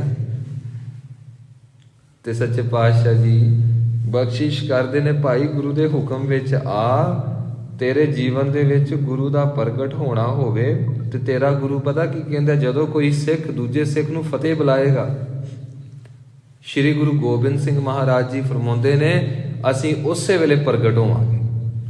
ਹੁਣ ਦੱਸੋ, ਗੁਰੂ ਨੇ ਇੰਨਾ ਵੱਡਾ ਵਚਨ ਕੀਤਾ ਤੇ ਸਿੱਖ ਫਿਰ ਸਤਿ ਸ਼੍ਰੀ ਅਕਾਲ ਸ਼ੁਸ਼ੀ ਅਕਾਲ ਦੇ ਵਿੱਚ ਹੀ ਤੁਰਿਆ ਫਿਰੇ, ਉੱਥੇ ਹੀ ਰਿੜਦਾ ਫਿਰੇ। ਇਹਦਾ ਮਤਲਬ ਇਹ ਹੈ ਇਸ ਨੂੰ ਗੁਰੂ ਦੀ ਅਸੀਸ ਨਹੀਂ ਚਾਹੀਦੀ। ਜਿਹੜਾ ਗੁਰੂ ਕਾ ਸਿੱਖ ਹੈ, ਜਿਸ ਨੂੰ ਕਲਗੀਧਰ ਪਾਤਸ਼ਾਹ ਨਾਲ ਪਿਆਰ ਹੈ, ਜੋ ਕਲਗੀਧਰ ਪਾਤਸ਼ਾਹ ਜੀ ਨੂੰ ਗਲਵੱਕੜੀ ਪਾਉਣਾ ਚਾਹੁੰਦਾ ਹੈ, ਜੋ ਕਲਗੀਧਰ ਪਾਤਸ਼ਾਹ ਜੀ ਦੇ ਚਰਨਾਂ ਉੱਤੇ ਸੀਸ ਧਰ ਕੇ ਤੇ ਸੱਚੇ ਪਾਤਸ਼ਾਹ ਜੀ ਨੂੰ ਆਪਣਾ ਬਾਪੂ ਕਹਿ ਕੇ ਇਹ ਕਹਿਣਾ ਚਾਹੁੰਦਾ ਹੈ ਕਿ ਦਾਤਿਆ ਹੁਣ ਬਸ ਤੂੰ ਹੀ ਹੈ ਤੇ ਤੂੰ ਸਾਡੇ ਅੰਦਰ ਖੇਡ ਵਰਤਾ ਕੇ ਤੇ ਦਾਤਿਆ ਤੂੰ ਸਾਨੂੰ ਖਾਲਸਾ ਬਣਾ ਲੈ ਤੇ ਕਿਤੇ ਤੇਰੇ ਸਰੂਪ ਦੇ ਵਿੱਚ ਹੀ ਜਿਉਂਦੇ ਰਹੀਏ। ਇਹ ਵਿਸ਼ੇ ਵਿਕਾਰੀ ਜੀਵਨ ਸਾਨੂੰ ਚੰਗਾ ਨਹੀਂ ਲੱਗਾ। ਜੇਕਰ ਇੱਕ ਵਾਰੀ ਵਿਸ਼ੇ ਵਿਕਾਰ ਭੋਗ ਕੇ ਅੰਦਰ ਸ਼ਾਂਤੀ ਨਹੀਂ ਨਾ ਆਈ ਤੇ ਸਮਝ ਲਵੋ ਜਿਹੜੀ ਪਹਿਲਾਂ ਮਾੜੀ ਮੋਟੀ ਸ਼ਾਂਤੀ ਸੀ ਉਹ ਵੀ ਗਰਕ ਹੋ ਜਾਣੀ, ਖਤਮ ਹੋ ਜਾਣੀ ਆ। ਇਹ ਚੀਜ਼ ਤਾਂ ਸਾਨੂੰ ਗੁਰੂ ਤੋਂ ਦੂਰ ਲੈ ਜਾਂਦੀ ਆ। ਇੱਕ ਵਾਰ ਵਿਸ਼ਾ ਭੋਗਿਆ, ਅੰਦਰ ਹਨੇਰਾ ਪੈਦਾ ਹੋਇਆ। ਹੁਣ ਅਸੀਂ ਕਾਊਂਟਿੰਗ ਕਰੀਏ ਕਿੰਨੀ ਸਾਰੀ ਜ਼ਿੰਦਗੀ 'ਚ ਅਸੀਂ ਕਿੰਨੇ ਵਿਸ਼ੇ ਭੋਗ ਲਏ ਜੀ, ਕਿੰਨੇ ਅਸੀਂ ਗੁਰੂ ਦੇ ਹੁਕਮ ਤੋਂ ਉਲਟ ਚੱਲ ਪਏ ਤੇ ਸਾਡੇ ਜੀਵਨ ਦੇ ਵਿੱਚ ਕਿੰਨੀ ਵੱਡੀ ਗਿਰਾਵਟ ਆ ਗਈ, ਕਿੰਨੀ ਵੱਡੀ ਗਿਰਾਵਟ ਆ ਗਈ। ਤੇ ਹੁਣ ਗੁਰੂ ਗੋਬਿੰਦ ਸਿੰਘ ਮਹਾਰਾਜ ਜੀ ਦਾ ਬਚਨ ਕਿ ਫਤਿਹ ਬੁਲਾ ਕੇ ਤੇ ਸਾਡਾ ਪ੍ਰਗਟ ਹੋਣਾ ਹੋਏਗਾ। ਤੇ ਦੱਸੋ ਸਿੱਖ ਨੂੰ ਹੋਰ ਚਾਹੀਦਾ ਕੀ ਹੈ? ਤੇ ਸਿੱਖ ਨੂੰ ਤੇ ਫਤਿਹ ਇੰਜ ਨਹੀਂ ਬੁਲਾਉਣੀ ਚਾਹੀਦੀ, ਵਾਹਿਗੁਰੂ ਜੀ ਕਾ ਖਾਲਸਾ ਵਾਹਿਗੁਰੂ ਜੀ ਕੀ ਫਤਿਹ। ਇੰਜ ਨਾ ਸਿੱਖ ਬੋਲੇ। ਸਿੱਖ ਜਦੋਂ ਫਤਿਹ ਬੁਲਾਵੇ ਗੁਰੂ ਨੂੰ ਹਾਜ਼ਰ ਨਾਜ਼ਰ ਜਾਣ ਕੇ, ਗੁਰੂ ਦਾ ਹੁਕਮ ਹੈ ਫਤਿਹ ਗੱਜ ਕੇ ਬੁਲਾਵੇ। ਇੰਜ ਬੋਲੇ ਵਾਹਿਗੁਰੂ ਜੀ ਕਾ ਖਾਲਸਾ ਵਾਹਿਗੁਰੂ ਜੀ ਕੀ ਫਤਿਹ। ਸਿੱਖ ਇੰਜ ਗੁਰੂ ਮਹਾਰਾਜ ਦਾ ਹੁਕਮ ਮੰਨੇ ਤੇ ਫਿਰ ਗੁਰੂ ਪ੍ਰਗਟ ਕਿਉਂ ਨਾ ਹੋਏਗਾ? ਤੇ ਜੇ ਸਿੱਖ ਇਹ ਸੋਚੇ ਲੋਕੀ ਕੀ ਕਹਿਣਗੇ, ਫਿਰ ਤੂੰ ਲੋਕਾਂ ਦੇ ਚਰਨਾਂ ਤੇ ਮੱਥਾ ਟੇਕ ਲੈ, ਫਿਰ ਤੂੰ ਲੋਕਾਂ ਨੂੰ ਗੁਰੂ ਬਣਾ ਲੈ। ਫਿਰ ਦੁੱਖ ਵੇਲੇ ਤੂੰ ਗੁਰੂ ਨੂੰ ਕਿਉਂ ਯਾਦ ਕਰਦਾ? ਸੱਚੇ ਪਾਤਸ਼ਾਹ ਬਖਸ਼ਿਸ਼ ਕਰਦੇ ਨੇ, ਬੰਦ ਖਲਾਸੀ ਭਾਣਾ ਹੋਏ, ਤੇਰੇ ਬੰਧਨਾਂ ਦੀ ਖਲਾਸੀ ਹੋ ਜਾਏਗੀ। ਗੁਰੂ ਦੇ ਹੁਕਮ ਵਿੱਚ ਆ ਜਾ, ਹੋਰ ਆਖ ਨਾ ਸਕੈ ਕੋਏ। ਗੁਰੂ ਦੇ ਹੁਕਮ ਤੋਂ ਬਿਨਾਂ ਸ੍ਰਿਸ਼ਟੀ ਵਿੱਚ ਕੋਈ ਐਸੀ ਸ਼ਕਤੀ ਨਹੀਂ ਜੋ ਤੈਨੂੰ ਪੰਜ ਵਿਸ਼ੇ ਵਿਕਾਰਾਂ ਤੋਂ ਆਜ਼ਾਦ ਕਰਾ ਸਕੇ। ਕੋਈ ਐਸੀ ਤਾਕਤ ਨਹੀਂ ਗੁਰੂ ਤੋਂ ਵੱਡੀ ਜੋ ਤੈਨੂੰ ਪਰਮੇਸ਼ਵਰ ਦੇ ਘਰ ਤੱਕ ਪਹੁੰਚਾ ਸਕੇ। ਗੁਰੂ ਤੋਂ ਵੱਡੀ ਕੋਈ ਸ੍ਰਿਸ਼ਟੀ ਦੇ ਵਿੱਚ ਸਮਰੱਥਾ ਵਾਲੀ ਹਸਤੀ ਨਹੀਂ ਜੋ ਤੈਨੂੰ ਪਰਮੇਸ਼ਵਰ ਦਾ ਸਰੂਪ ਬਣਾ ਸਕੇ। ਤੂੰ ਗੁਰੂ ਦੇ ਕੋਲ ਜਾ, ਗੁਰੂ ਨੇ ਤੈਨੂੰ ਪਰਮਾਤਮਾ ਦੇ ਕੋਲ ਲੈ ਜਾਣਾ। ਤੇ ਵੇਖੋ ਕਿੰਨਾ ਸੌਖਾ ਹੈ, ਕਿੰਨਾ ਸੌਖਾ ਹੈ। ਗੁਰੂ ਮਹਾਰਾਜ ਜੀ ਕਹਿੰਦੇ ਨੇ ਪੰਜ ਬਾਣੀਆਂ ਦਾ ਨਿਤਨੇਮ ਅੰਮ੍ਰਿਤ ਵੇਲੇ। ਚਲੋ ਜੀ, ਅਭਿਆਸ ਜਿਨ੍ਹਾਂ ਦਾ ਹੋ ਜਾਂਦਾ ਹੈ, ਅੱਧੇ ਘੰਟੇ ਵਿੱਚ ਪੰਜ ਬਾਣੀਆਂ ਨਿਤਨੇਮ ਹੋ ਜਾਂਦਾ ਹੈ, ਅੱਧੇ ਘੰਟੇ ਸ਼੍ਰੀ ਸੁਖਮਨੀ ਸਾਹਿਬ ਜੀ ਦਾ ਜਾਪ ਹੋ ਜਾਂਦਾ ਹੈ, ਕਿਉਂਕਿ ਅਭਿਆਸ ਹੀ ਨਾ ਹੋ ਗਿਆ ਜੀ। ਉਹ ਫਿਰ ਕਰਨ ਦੀ ਲੋੜ ਨਹੀਂ ਪੈਂਦੀ। ਸੁਰਤ ਥੋੜ੍ਹੀ ਜਿਹੀ ਅੰਦਰ ਕਰੀ ਦੀ ਹੈ, ਜਾਪ ਸ਼ੁਰੂ ਹੋ ਜਾਂਦਾ ਹੈ ਉਸੇ ਵੇਲੇ। ਪਹਿਲਾਂ ਹੀ ਮਿਹਨਤ ਕਰਨੀ ਪੈਂਦੀ ਹੈ ਗੁਰੂ ਦੀ ਅਸੀਸ ਦੇ ਨਾਲ, ਪਰਤਕ ਆਪਣੇ ਆਪ ਹੀ ਚੱਲ ਪੈਂਦਾ। ਰਿਕਾਰਡਿੰਗ ਜਿਵੇਂ ਆਪਣੇ ਆਪ ਚੱਲ ਪੈਂਦੀ ਹੈ ਨਾ ਜੀ, ਉਸੇ ਤਰ੍ਹਾਂ ਹੀ ਚੱਲਦਾ ਹੈ। ਤੇ ਜਿਹੜੇ ਫਰੈਸ਼ਰ ਨੇ, ਅਸੀਂ ਮੰਨ ਕੇ ਚੱਲੀਏ 1 ਘੰਟਾ ਸਵੇਰੇ ਤੇ 15-20 ਮਿੰਟ ਸ਼ਾਮ ਨੂੰ, ਤੇ ਸੌਣ ਵੇਲੇ ਆਰਾਮ ਆਪਾਂ ਸਵੇਰੇ ਵੀ ਕਰ ਸਕਦੇ ਹਾਂ। ਤੇ ਸ਼੍ਰੀ ਸੋਹਿਲੇ ਸਾਹਿਬ ਜੀ ਦੀ ਬਾਣੀ ਦਾ ਜਾਪ ਸੌਣ ਵੇਲੇ ਕਰਨਾ ਹੈ, ਇਹ ਰਾਤ ਵੇਲੇ ਦੀ ਬਾਣੀ ਨਹੀਂ ਹੈ। ਕਈ ਰਾਤ ਨੂੰ ਜੌਬ ਕਰਦੇ ਨੇ ਤੇ ਉਹਨਾਂ ਨੇ ਦਿਨੇ ਸੌਣਾ ਹੋਵੇ, ਤੇ ਸ਼੍ਰੀ ਸੋਹਿਲੇ ਸਾਹਿਬ ਜੀ ਦਾ ਜਾਪ ਕਰਕੇ ਫਿਰ ਆਰਾਮ ਕਰ। 1.5 ਘੰਟੇ ਤੋਂ ਪਹਿਲਾਂ ਨਿਤਨੇਮ ਹੋ ਜਾਂਦਾ ਹੈ। ਤੇ ਮਹਾਰਾਜ ਜੀ ਕਹਿੰਦੇ ਨੇ, ਤੂੰ ਹੁਕਮ ਦੇ ਵਿੱਚ ਆ, ਜੋ ਤੈਨੂੰ ਚਾਹੀਦਾ ਹੈ ਮੈਂ ਬੈਠਾ ਹਾਂ ਦੇਣ ਵਾਲਾ। ਮਹਾਰਾਜ ਜੀ ਗਾਰੰਟੀ ਭਰਦੇ ਪਏ। ਤੇ ਹੋਰ ਸਿੱਖ ਨੂੰ ਚਾਹੀਦਾ ਕੀ ਹੈ ਜੀ? 24 ਘੰਟਿਆਂ ਚੋਂ ਤੂੰ 22.5 ਘੰਟੇ ਤੂੰ ਕੰਮ ਧੰਦਾ ਕਰ, ਤੂੰ ਪਰਿਵਾਰ 'ਚ ਵਿਚਰ, ਹੱਸ ਖੇਡ। ਐਵੇਂ ਨਹੀਂ ਕਹਿਣਾ, ਇੰਜ ਨਹੀਂ ਕਹਿਣਾ ਤੁਸੀਂ ਸਾਰੇ ਪਾਪਾਂ ਦੇ ਭਾਗੀ ਹੋ, ਆਪਾਂ ਤੇ ਵਾਹਿਗੁਰੂ ਵਾਹਿਗੁਰੂ ਕਰਨਾ ਆ, ਇਹ ਤੁਸੀਂ ਸਾਰਾ ਪਰਿਵਾਰ ਰੱਬ ਦੇ ਰਸਤੇ 'ਚ ਰੁਕਾਵਟ ਹੋ। ਨਹੀਂ, ਇਹਨਾਂ ਨੂੰ ਦੇਖ ਕੇ ਗੁਰੂ ਨੂੰ ਯਾਦ ਕਰੋ, ਸ਼ੁਕਰ ਕਰੋ। ਜੇਕਰ ਪਤੀ ਗੁੱਸੇ 'ਚ ਆ ਜਾਂਦਾ ਹੈ, ਉਸੇ ਵੇਲੇ ਪਤਨੀ ਯਾਦ ਕਰੇ ਕਿ ਪਲੱਸ ਪੁਆਇੰਟ ਕਿਹੜੇ ਨੇ, ਪੋਜ਼ਿਟਿਵਿਟੀ ਕੀ ਹੈ ਮੇਰੇ ਪਤੀ ਵਿੱਚ। ਆਪ ਜੀ ਪੋਜ਼ਿਟਿਵਿਟੀ ਦੇਖੋਗੇ, ਤੁਹਾਨੂੰ ਗੁੱਸਾ ਹੀ ਨਹੀਂ ਆਏਗਾ। ਤੇ ਜੇਕਰ ਪਤਨੀ ਥੋੜੀ ਜਿਹੀ ਗੁੱਸੇ 'ਚ ਆ ਗਈ, ਤੇ ਉਸ ਵੇਲੇ ਅਸੀਂ ਇਹ ਮਹਿਸੂਸ ਕਰੀਏ ਕਿ ਭਾਵੇਂ ਇਹਨੂੰ ਗੁੱਸਾ ਆ ਗਿਆ, ਇਹਨੇ ਕੋਈ ਸ਼ਬਦ ਬੋਲ ਵੀ ਦਿੱਤਾ, ਕੋਈ ਗੱਲ ਨਹੀਂ, ਫਿਰ ਕੀ ਆ ਜੀ? ਘਰ ਇਹ ਸਾਂਭਦੀ ਪਈ ਆ, ਬੱਚਿਆਂ ਨੂੰ ਜਨਮ ਇਹਨੇ ਦਿੱਤਾ। ਤੇ ਇੱਕ ਸੰਤਾਨ ਨੂੰ ਸ੍ਰਿਸ਼ਟੀ ਵਿੱਚ ਲਿਆਉਣਾ ਮੰਨਿਆ ਜਾਂਦਾ ਹੈ ਕਿ ਮਾਂ ਜਨਮ ਤੇ ਮਰਨ ਦੇ ਵਿਚਕਾਰਲੇ ਰਸਤੇ ਥਾਣੀ ਲੰਘਦੀ ਹੈ। ਬੱਚਿਆਂ ਨੂੰ ਜਨਮ ਦਿੱਤਾ, ਬੱਚਿਆਂ ਨੂੰ ਪਾਲਿਆ ਪੋਸਿਆ, ਬੱਚਿਆਂ ਨੂੰ ਲਿਆਕਤ ਸਿਖਾਈ। ਤੇ ਜੇਕਰ ਪਤਨੀ ਇੰਨਾ ਕੁਝ ਕਰਦੀ ਹੈ, ਇੰਨਾ ਕੁਝ ਕੀਤਾ, ਤੇ ਜੇ ਗੁੱਸੇ 'ਚ ਬੋਲ ਵੀ ਦਿੱਤਾ, ਫਿਰ ਕੀ ਹੋ ਗਿਆ? ਤੇ ਆਪਣਿਆਂ ਨਾਲ ਹੀ ਥੋੜਾ ਮੋੜ ਮੁਟਾਵ ਹੁੰਦਾ ਹੈ। ਜਦੋਂ ਕਿਸੇ ਨੂੰ ਗੁੱਸਾ ਆਵੇ, ਸਮਝ ਲਵੋ ਅੰਦਰ ਵੀਕਨੈਸ ਆ ਗਈ। ਗੁੱਸੇ ਵਿੱਚ ਨਾ ਆਓ, ਉਸੇ ਵੇਲੇ ਦੂਸਰੇ ਦੀ ਆਤਮਾ ਦੇ ਉੱਤੇ ਤਰਸ ਕਰੋ। ਉੱਥੇ ਤੁਹਾਡੇ ਕੰਪੈਸ਼ਨ ਦੀ ਲੋੜ ਹੈ, ਉੱਥੇ ਤੁਹਾਨੂੰ ਕੰਟੈਂਟਮੈਂਟ ਚਾਹੀਦਾ ਹੈ। ਸੱਚੇ ਪਾਤਸ਼ਾਹ ਜੀ ਕਹਿੰਦੇ ਨੇ ਕਿ ਭਾਈ ਉਸ ਵੇਲੇ ਤੂੰ ਦਇਆ ਭਾਵ ਵਿੱਚ ਆ, ਤੂੰ ਮਹਿਸੂਸ ਕਰ ਕ੍ਰੋਧ ਨੇ ਹਮਲਾ ਕਰ ਦਿੱਤਾ। ਹੁਣ ਜਦੋਂ ਕਿਸੇ ਤੇ ਕੋਈ ਹਮਲਾ ਕਰੇ, ਅਸੀਂ ਸੌਖੇ ਢੰਗ ਨਾਲ ਸਮਝ ਲਈਏ, ਸੌਖੇ ਢੰਗ ਨਾਲ ਮੰਨ ਲਓ ਸਾਹਮਣੇ ਪਤਨੀ ਖੜੀ ਹੈ, ਪਤਨੀ ਦੇ ਉੱਤੇ ਕਿਸੇ ਨੇ ਹਮਲਾ ਕਰ ਦਿੱਤਾ, ਤੇ ਅਸੀਂ ਉਸ ਵੇਲੇ ਪਤਨੀ ਦੇ ਅੱਗੇ ਗੁੱਸੇ ਨਾਲ ਬੋਲਾਂਗੇ? ਕਿਸੇ ਨੇ ਹਮਲਾ ਕੀਤਾ, ਅਸੀਂ ਕੋਸ਼ਿਸ਼ ਇਹੀ ਕਰਾਂਗੇ ਨਾ, ਜੋ ਹਮਲਾਵਰ ਹੋ ਕੇ ਆਈ ਹੈ ਜਾਂ ਆਇਆ ਹੈ, ਉਸ ਨੂੰ ਦੂਰ ਕੀਤਾ ਜਾਏ। ਉਸ ਨੂੰ ਦੂਰ ਹੀ ਕੀਤਾ ਜਾ ਸਕਦਾ ਹੈ ਉਸ ਵੇਲੇ। ਤੇ ਸੱਚੇ ਪਾਤਸ਼ਾਹ ਜੀ ਕਹਿੰਦੇ ਨੇ, ਕ੍ਰੋਧ ਨੇ ਹਮਲਾ ਕਰ ਦਿੱਤਾ ਹੈ, ਭਾਈ ਗੁੱਸਾ ਨਾ ਕਰ। ਉਸ ਵੇਲੇ ਆਤਮਾ ਵਿੱਚ ਕਮਜ਼ੋਰੀ ਆ ਗਈ, ਤੂੰ ਉਹਦੇ ਸ਼ੁਭ ਗੁਣਾਂ ਨੂੰ ਯਾਦ ਕਰ, ਤੈਨੂੰ ਗੁੱਸਾ ਆਏਗਾ ਹੀ ਨਹੀਂ। ਸ਼ੁਭ ਗੁਣਾਂ ਨੂੰ ਚੇਤੇ ਕਰ। ਤੇ ਸਾਡੇ ਕੋਲ ਸਮਾਂ ਇੰਨਾ ਨਹੀਂ ਹੈ ਕਿ ਅਸੀਂ ਗੁੱਸਾ ਕਰਦੇ ਫਿਰੀਏ, ਸ਼ਕਤੀ ਅਸੀਂ ਆਪਣੀ ਅੰਦਰੋਂ ਖਰਾਬ ਕਰੀਏ, ਬਿਮਾਰੀ ਦੇ ਵੱਸ ਹੋ ਜਾਈਏ। ਸਾਡੇ ਕੋਲ ਤੇ ਸਮਾਂ ਹੀ ਬੜਾ ਥੋੜ੍ਹਾ ਹੈ। ਵੱਧ ਤੋਂ ਵੱਧ 80 ਸਾਲ, 100 ਸਾਲ, 110 ਸਾਲ, ਹੋਰ ਕਿੰਨਾ ਕੁ ਸਮਾਂ ਭਗਤੀ ਕਰ ਲਈਏ। ਹੁਣ ਗੁੱਸਾ ਬਹੁਤ ਜੂਨਾਂ 'ਚ ਕਰ ਲਿਆ। ਕਦੀ ਕੁੱਤੇ ਬਣ ਕੇ ਅਸੀਂ ਗੁੱਸਾ ਕਰ ਲਿਆ, ਕਦੀ ਸੱਪ ਬਣ ਕੇ ਗੁੱਸਾ ਕਰ ਲਿਆ। ਜੇ ਉਹਨਾਂ ਜੂਨਾਂ ਵਿੱਚ ਗੁੱਸਾ ਕਰਕੇ ਕੁਝ ਨਹੀਂ ਮਿਲਿਆ, ਤੇ ਇਸ ਜੀਵਨ ਵਿੱਚ ਵੀ ਕੁਝ ਨਹੀਂ ਮਿਲਦਾ। ਜਦੋਂ ਕਿਸੇ ਨੂੰ ਗੁੱਸਾ ਆਵੇ, ਫੀਲ ਕਰੋ ਅੰਦਰ ਵੀਕ ਹੋ ਗਿਆ, ਅੰਦਰ ਪੋਜ਼ਿਟਿਵਿਟੀ ਘਟ ਗਈ। ਤੇ ਉਸ ਆਤਮਾ ਵਾਸਤੇ ਇੱਕ ਪਾਠ ਕਰੋ, ਭਾਵੇਂ ਸ਼੍ਰੀ ਮੂਲ ਮੰਤਰ ਸਾਹਿਬ ਦਾ ਪਾਠ ਕਰੋ। ਇਹ ਗੁਰੂ ਨਾਨਕ ਦਾ ਧਰਮ ਹੈ ਜੀ। ਤੇ ਸੱਚੇ ਪਾਤਸ਼ਾਹ ਜੀ ਬਖਸ਼ਿਸ਼ ਕਰਦੇ ਨੇ, ਬੰਦ ਖਲਾਸੀ ਭਾਣੇ ਹੋਏ, ਹੋਰ ਆਖ ਨਾ ਸਕੈ ਕੋਏ। ਭਾਈ ਪਰਮੇਸ਼ਵਰ ਦੇ ਹੁਕਮ ਤੋਂ ਬਿਨਾ ਕਿਸੇ ਦਾ ਵੀ ਛੁਟਕਾਰਾ ਨਹੀਂ ਹੋ ਸਕਦਾ। ਜੇ ਕੋ ਖਾਇਕ ਆਖਣ ਪਾਏ, ਉਹ ਜਾਣੈ ਜੇਤੀਆ ਮੋਹਿ ਖਾਏ। ਜੋ ਅਲਫਾਜ਼ ਹੈ ਨਾ,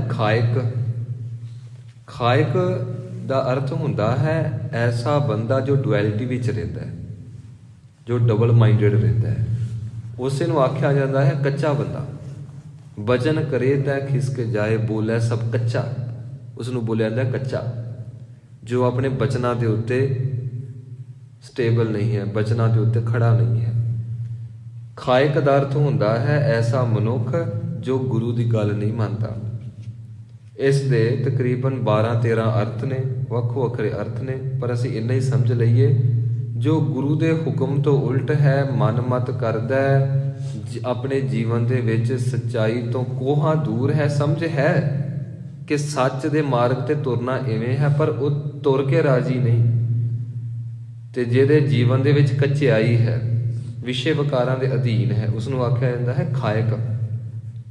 ਕਹਿੰਦੇ ਨੇ ਜੇਕਰ ਕੋਈ ਬੰਦਾ ਜੇ ਕੋ ਖਾਇਕ ਆਖਣ ਪਾਏ, ਜੇਕਰ ਹੁਣ ਕੋਈ ਬੰਦਾ ਇਹ ਗੱਲ ਕਹੇ ਕਿ ਦੇਖੋ ਜੀ ਪਿਆਰ ਦੇ ਨਾਲ ਰਹੋ, ਗੁਰੂ ਕੋਲ ਜਾਣ ਦੀ ਲੋੜ ਹੀ ਨਹੀਂ। ਤੁਹਾਨੂੰ ਮੈਂ ਇੱਕ ਤਰੀਕਾ ਦੱਸਦਾ ਹਾਂ ਜਿਸ ਤਰੀਕੇ ਨਾਲ ਵਿਸ਼ੇ ਵਿਕਾਰਾਂ ਤੋਂ ਖਲਾਸੀ ਪਾਈ ਜਾ ਸਕਦੀ ਹੈ। ਤੁਸੀਂ ਬਸ ਕਿਰਤ ਕਰੋ, ਕਮਾਈ ਕਰੋ, ਪਰਿਵਾਰ 'ਚ ਬੈਠੋ, ਮੂਵੀ ਵਗੈਰਾ ਦੇਖੋ, ਘੁੰਮਣ ਫਿਰਨ ਲਈ ਜਾਓ, ਬਸ ਪਿਆਰ ਦੇ ਵਿੱਚ ਚੰਗਾ ਖਾਓ, ਚੰਗਾ ਪੀਓ, ਚੰਗਾ ਹੱਸੋ, ਚੰਗਾ ਖੇਡੋ।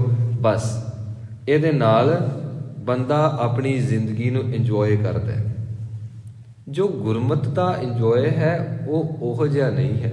ਹੁਣ ਸਾਡੇ ਜਿਹੜੇ ਪ੍ਰਚਾਰਕ ਨੇ ਨਾ, ਬੜੇ ਭੋਲੇ ਪ੍ਰਚਾਰਕ ਨੇ, ਆਪ ਜੀ ਨੂੰ ਪਤਾ ਹੋਏਗਾ ਨਾ, ਕੁਝ ਐਸੇ ਪ੍ਰਚਾਰਕ ਨੇ ਜੋ ਕਿ ਵੈਸਟਰਨ ਲਾਈਫ ਸਟਾਈਲ ਤੋਂ ਇੰਨੇ ਕੁ ਅਟਰੈਕਟਿਵ ਹੋ ਚੁੱਕੇ ਨੇ, ਅਟਰੈਕਟ ਹੋ ਚੁੱਕੇ ਨੇ, ਪ੍ਰਭਾਵਿਤ ਹੋ ਚੁੱਕੇ ਨੇ। ਉਹ ਹੁਣ ਗੁਰੂ ਦੀਆਂ ਸਿਫਤਾਂ ਘੱਟ ਕਰਦੇ ਨੇ। ਉਹ ਪਤਾ ਕੀ ਕਹਿੰਦੇ ਨੇ? ਕਹਿੰਦੇ ਨੇ ਜੇਕਰ ਦੇਖਣਾ ਹੋਵੇ ਜੀਵਨ ਤੇ ਗੋਰਿਆਂ ਦਾ ਦੇਖੋ। ਕੀ ਦੇਖੀਏ ਜੀ? 5 ਦਿਨ ਕਮਾਉਂਦੇ ਨੇ, 2 ਦਿਨ ਡੋਂਦੇ ਨੇ। ਇਹ ਕਿਹੋ ਜਿਹਾ ਜੀਵਨ ਹੋਇਆ? 5 ਦਿਨ ਕਮਾਉਂਦੇ ਨੇ ਤੇ 2 ਦਿਨ ਉਡਾਉਂਦੇ ਨੇ। 2 ਦਿਨ ਕਹਿੰਦੇ ਨੇ ਖਾਓ ਪੀਓ ਹੱਸੋ ਖੇਡੋ, ਆਪਾਂ ਜੋੜ ਕੇ ਕੀ ਕਰਨਾ। ਇਸ ਕਰਕੇ ਗੋਰਿਆਂ ਤੋਂ ਸਾਨੂੰ ਗੁਰਮਤਿ ਦੀ ਸਿੱਖਿਆ ਲੈਣੀ ਚਾਹੀਦੀ ਆ। ਉਹ ਭਰਾਵਾ ਇੱਥੇ ਤੇ ਕੋਈ ਸਾਧੂ ਬਣ ਕੇ ਤੇ ਅਖੀਰਲੀ ਪੌੜੀ ਤੇ ਵੀ ਪਹੁੰਚ ਜਾਏ ਤੇ ਉਹਦੇ ਵਾਸਤੇ ਵੀ ਗੁਰੂ ਮਹਾਰਾਜ ਜੀ ਇਹ ਕਹਿ ਕੇ ਰਾਜੀ ਨਹੀਂ ਕਿ ਵਾਕਈ ਗੁਰਮਤਿ ਨੂੰ ਜਾਣ ਗਿਆ ਹੈ।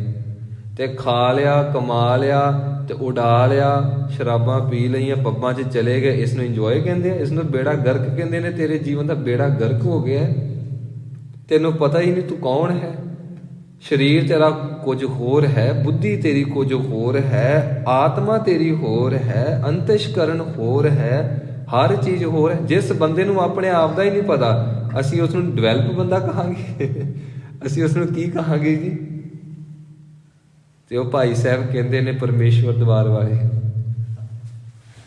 ਸਤਿਕਾਰਯੋਗ ਨੇ, ਕਹਿੰਦੇ ਨੇ ਕਿ ਗੋਰਿਆਂ ਤੋਂ ਸਿੱਖੋ, ਗੋਰਿਆਂ ਤੋਂ ਸਿੱਖੋ, ਗੋਰਿਆਂ ਤੋਂ ਸਿੱਖੋ। ਫਿਰ ਗੁਰੂ ਕੋਲ ਕੀ ਕਰਨ ਜਾਣਾ ਜੀ? ਕਿਤੇ ਨਹੀਂ ਗੁਰਬਾਣੀ 'ਚ ਲਿਖਿਆ ਕਿ ਗੋਰਿਆਂ ਕੋਲੋਂ ਸਿੱਖਿਆ ਲੈ ਲਓ। ਕਿਤੇ ਨਹੀਂ ਸੱਚੇ ਪਾਤਸ਼ਾਹ ਜੀ ਨੇ ਲਿਖਿਆ ਕਿ ਫਲਾਣੇ ਦੇਸ਼ ਵਾਲੇ ਕੋਲ ਸਿੱਖਿਆ ਲੈ ਲਓ। ਮਹਾਰਾਜ ਜੀ ਕਹਿੰਦੇ ਨੇ ਗੁਰੂ ਤੋਂ ਇਲਾਵਾ, ਮਹਾਂਪੁਰਖਾਂ ਤੋਂ ਇਲਾਵਾ ਤੂੰ ਕਿਸੇ ਕੋਲੋਂ ਸਿੱਖਿਆ ਨਹੀਂ ਲੈ ਸਕਦਾ, ਨਹੀਂ ਲੈ ਸਕਦਾ। ਕਿਉਂਕਿ ਜਿਹਦੇ ਕੋਲ ਰੂਹਾਨੀ ਜੀਵਨ ਹੀ ਨਹੀਂ ਹੈ, ਤੂੰ ਉਹਦੀ ਸਿਫਤ ਕਰੇ। ਤੇ ਆਪ ਜੀ ਨੂੰ ਪਤਾ ਹੋਵੇਗਾ ਸਭ ਤੋਂ ਵੱਧ ਆਤਮ ਹੱਤਿਆਵਾਂ ਬਾਹਰਲੇ ਦੇਸ਼ਾਂ 'ਚ ਹੁੰਦੀਆਂ ਨੇ। ਤੇ ਆਤਮ ਹੱਤਿਆਵਾਂ ਪਤਾ ਕਿਉਂ ਹੁੰਦੀਆਂ ਨੇ? ਹੁਣ ਅਨੇਕਾਂ ਲੋਕ ਨੇ, ਦਾਸ ਦੀ ਸਟੱਡੀ ਦਾ ਹੀ ਹਿੱਸਾ ਹੈ, ਉਹਦੇ ਵਿੱਚ ਆਉਂਦਾ ਹੈ ਕਿ ਕਿਸੇ ਬੰਦੇ ਨੇ 2 ਮਿਲੀਅਨ ਪੈਸਾ ਇਕੱਠਾ ਕੀਤਾ, ਆਤਮ ਹੱਤਿਆ ਕਰ ਲਈ। ਕਿਉਂ? ਉਹ ਸੋਚਦਾ ਸੀ ਕਿ ਮੈਂ ਗਰੀਬ ਹਾਂ ਤੇ ਸ਼ਾਇਦ ਅਮੀਰ ਹੋ ਕੇ ਸੁਖੀ ਹੋ ਜਾਵਾਂਗਾ।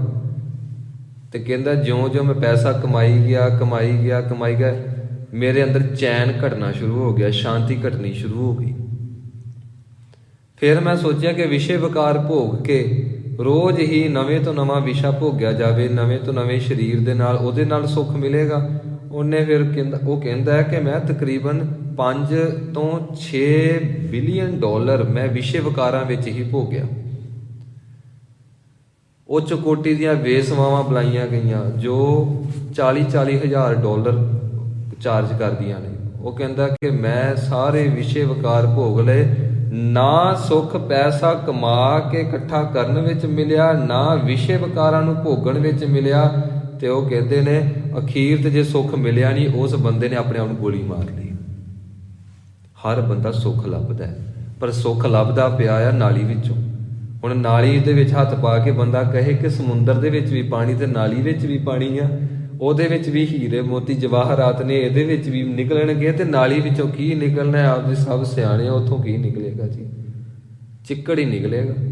ਤੇ ਸਮੁੰਦਰ ਦੇ ਵਿੱਚੋਂ ਰਤਨ ਪ੍ਰਗਟ ਹੋਣਗੇ, ਇਹ ਗੁਰੂ ਕੀ ਬਾਣੀ ਵਿੱਚੋਂ ਰੂਹਾਨੀਅਤ ਪ੍ਰਗਟ ਹੋਏਗੀ। ਇਸ ਕਰਕੇ ਲਾਈਫ ਸਟਾਈਲ ਕਿਸੇ ਦੇਸ਼ ਦਾ ਅਖਤਿਆਰ ਕਰਨ ਦਾ ਸਿੱਖ ਨੂੰ ਆਦੇਸ਼ ਨਹੀਂ। ਲਾਈਫ ਸਟਾਈਲ ਸਿਰਫ ਗੁਰੂ ਮਹਾਰਾਜ ਜੀ ਦੇ ਹੁਕਮ ਅਨੁਸਾਰ। ਤੇ ਮਹਾਰਾਜ ਜੀ ਕਹਿੰਦੇ ਨੇ, ਜੇ ਹੁਣ ਕੋਈ ਬੰਦਾ ਇਹ ਦੱਸਣ ਦਾ ਯਤਨ ਕਰੇ, ਮੂਰਖ ਬੰਦਾ, ਕੱਚਾ ਬੰਦਾ, ਕਿ ਅਸਲ ਵਿੱਚ ਜ਼ਿੰਦਗੀ ਇਹ ਬਤੀਤ ਕਿਵੇਂ ਕਰਨੀ ਆ, ਉਹ ਕਹਿੰਦਾ ਹੈ ਕਿ ਮੇਰੀ ਬੇਨਤੀ ਆ ਕਿ ਤੁਸੀਂ ਇੱਕ ਇੱਕ ਕੁੱਤਾ ਜ਼ਰੂਰ ਰੱਖੋ। ਇਹ ਗੁਰਮਤਿ ਦਾ ਹਿੱਸਾ ਹੈ। ਉਹ ਭਾਈ ਤੂੰ ਪ੍ਰਚਾਰਕ ਆ, ਪਰਮੇਸ਼ਵਰ ਦੁਆਰ ਵਾਲਿਆ, ਵੈਸੇ ਇਹ ਨਾਮ ਤੈਨੂੰ ਸ਼ੋਭਦਾ ਤੇ ਹੈ ਨਹੀਂ, ਪਰ ਫਿਰ ਵੀ ਠੀਕ ਆ, ਅਸੀਂ ਸਤਿਕਾਰ ਕਰਦੇ ਹਾਂ। ਤੂੰ ਕਹਿੰਦਾ ਕਿ ਹੁਣ ਸਿੱਖ ਇੱਕ ਕੁੱਤਾ ਜ਼ਰੂਰ ਰੱਖੋ। ਹੁਣ ਤੂੰ ਕਦੀ ਕਹਿੰਦਾ ਹੈ ਕਿ ਵੇਖੋ ਉੱਥੇ ਬਾਹਰਲੇ ਦੇਸ਼ਾਂ ਦੇ ਵਿੱਚ ਇਸ ਤਰ੍ਹਾਂ ਪੈਸੇ ਉਡਾਉਂਦੇ ਨੇ, ਤੁਸੀਂ ਵੀ ਉਡਾਓ। ਤੂੰ ਪ੍ਰਚਾਰਕ ਹੈ, ਤੂੰ ਕੋਈ ਨਿਊਜ਼ ਰਿਪੋਰਟਰ ਨਹੀਂ ਹੈ, ਤੂੰ ਕੋਈ ਨਾਟਕਕਾਰ ਨਹੀਂ ਹੈ। ਇਸ ਕਰਕੇ ਆਪਣੀ ਅਹਿਮੀਅਤ ਨੂੰ ਸਮਝ, ਆਪਣੀ ਪਦਵੀ ਨੂੰ ਦੇਖ। ਮਹਾਰਾਜ ਜੀ ਕਹਿੰਦੇ ਨੇ, ਓਏ ਮੂਰਖਾ, ਤੂੰ ਮਾਇਆ ਦੇ ਛੁਟਕਾਰੇ ਦੀ ਗੱਲ ਕਰਦਾ ਹੈ। ਛੁਟਕਾਰੇ ਦੀ ਗੱਲ ਕੀਤੀ, ਦੇਖੋ ਅਸੀਂ ਸਾਰੇ ਮੋਹ 'ਚ ਫਸੇ ਹਾਂ। ਬਾਹਰਲੇ ਦੇਸ਼ਾਂ 'ਚ ਕੋਈ ਮੋਹ ਨਹੀਂ ਹੈ। ਬੱਚਾ ਜਦੋਂ 18 ਸਾਲ ਦਾ ਹੁੰਦਾ ਜਿੱਥੇ ਮਰਜ਼ੀ ਜਾ ਸਕਦਾ, ਉਹਨਾਂ 'ਚ ਮੋਹ ਹੈ ਹੀ ਨਹੀਂ। ਕੋਈ ਬ੍ਰਹਮ ਗਿਆਨੀ ਤੋਂ ਬਿਨਾਂ ਮੋਹ ਤੋਂ ਰਹਿਤ ਹੋ ਸਕਦਾ ਹੈ? ਕੋਈ ਹੋ ਸਕਦਾ ਰਹਿਤ ਨਹੀਂ ਹੋ ਸਕਦਾ। ਮਹਾਰਾਜ ਜੀ ਕਹਿੰਦੇ ਨੇ, ਓਏ ਮੂਰਖਾ, ਜਿਹੜੀ ਤੇਰੀ ਵਿਆਖਿਆ ਹੈ ਨਾ, ਤੇਰੀ ਵਿਆਖਿਆ ਗੁਰੂ ਦੇ ਅਨੁਸਾਰ ਨਹੀਂ। ਜੇ ਕੋ ਖਾਇਕ, ਜੇ ਕੋਈ ਕੱਚਾ ਬੰਦਾ, ਮੂਰਖ ਬੰਦਾ ਮਨਮਤ ਅਨੁਸਾਰ ਆਖਣ ਪਾਏ, ਇਹ ਦੱਸਣ ਦਾ ਯਤਨ ਕਰੇ ਕਿ ਤੁਸੀਂ ਰੱਬ ਦੇ ਘਰ ਤੱਕ ਕਿਵੇਂ ਪਹੁੰਚਣਾ ਹੈ, ਉਹ ਜਾਣੈ ਜੇਤੀਆ ਮੋਹੇ ਖਾਏ। ਕਹਿਣ ਲੱਗੇ ਉਹਦੀ ਮਨਮਤ ਦੇ ਅਨੁਸਾਰ ਉਹਨੂੰ ਦਰਗਾਹ ਦੇ ਵਿੱਚੋਂ ਚੋਟਾਂ ਮਿਲਣਗੀਆਂ, ਉਹਨੂੰ ਠੋਕਰਾਂ ਮਿਲਣਗੀਆਂ। ਤੇ ਕਹਿੰਦੇ ਨੇ ਇੱਥੇ ਸ਼ਬਦ ਹੈ ਉਹ ਜਾਣੈ। ਉਹ ਤਾਂ ਉਹ ਬੰਦਾ ਜਾਣਦਾ ਹੈ ਜਿਹਦੇ ਉੱਤੇ ਉਹ ਚੋਟਾਂ ਪਈਆਂ।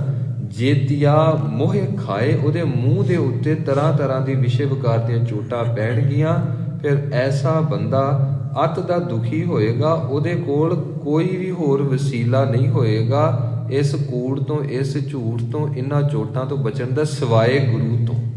ਅੱਗੇ ਮਹਾਰਾਜ ਜੀ ਬਖਸ਼ਿਸ਼ ਕਰਦੇ ਹਨ, ਆਪੇ ਜਾਣੈ ਆਪੇ ਦੇ, ਆਖੈ ਸੇ ਭੇ ਕਈ ਕੇ। ਸੱਚੇ ਪਾਤਸ਼ਾਹ ਬਖਸ਼ਿਸ਼ ਕਰਦੇ ਹਨ, ਉਹ ਪਰਮੇਸ਼ਵਰ ਆਪੇ ਜਾਣੈ, ਉਹ ਆਪ ਹੀ ਜਾਣਦਾ ਹੈ। ਆਪੇ ਦੇ, ਇਸ ਸ਼ਬਦ ਨੂੰ ਨਾ ਦੇ ਨਹੀਂ ਕਹਿਣਾ। ਜੇ ਆਪਾਂ ਦੇ ਕਹਿੰਦੇ ਆ, ਫਿਰ ਈੜੀ ਨੂੰ ਸਿਹਾਰੀ ਦਾ ਕੀ ਮਤਲਬ ਬਣੇਗਾ? ਇਸ ਨੂੰ ਪੜਾਂਗੇ, ਆਪੇ ਜਾਣੈ ਆਪੇ ਦੇ, ਇਸ ਨੂੰ ਥੋੜਾ ਲੰਬਾ ਕਰਾਂਗੇ। ਉਹ ਪਰਮੇਸ਼ਵਰ ਹੀ ਜਾਣਦਾ ਹੈ ਤੇ ਉਹ ਲੋੜ ਦੇ ਅਨੁਸਾਰ ਆਪ ਹੀ ਦਾਤਾਂ ਦਿੰਦਾ।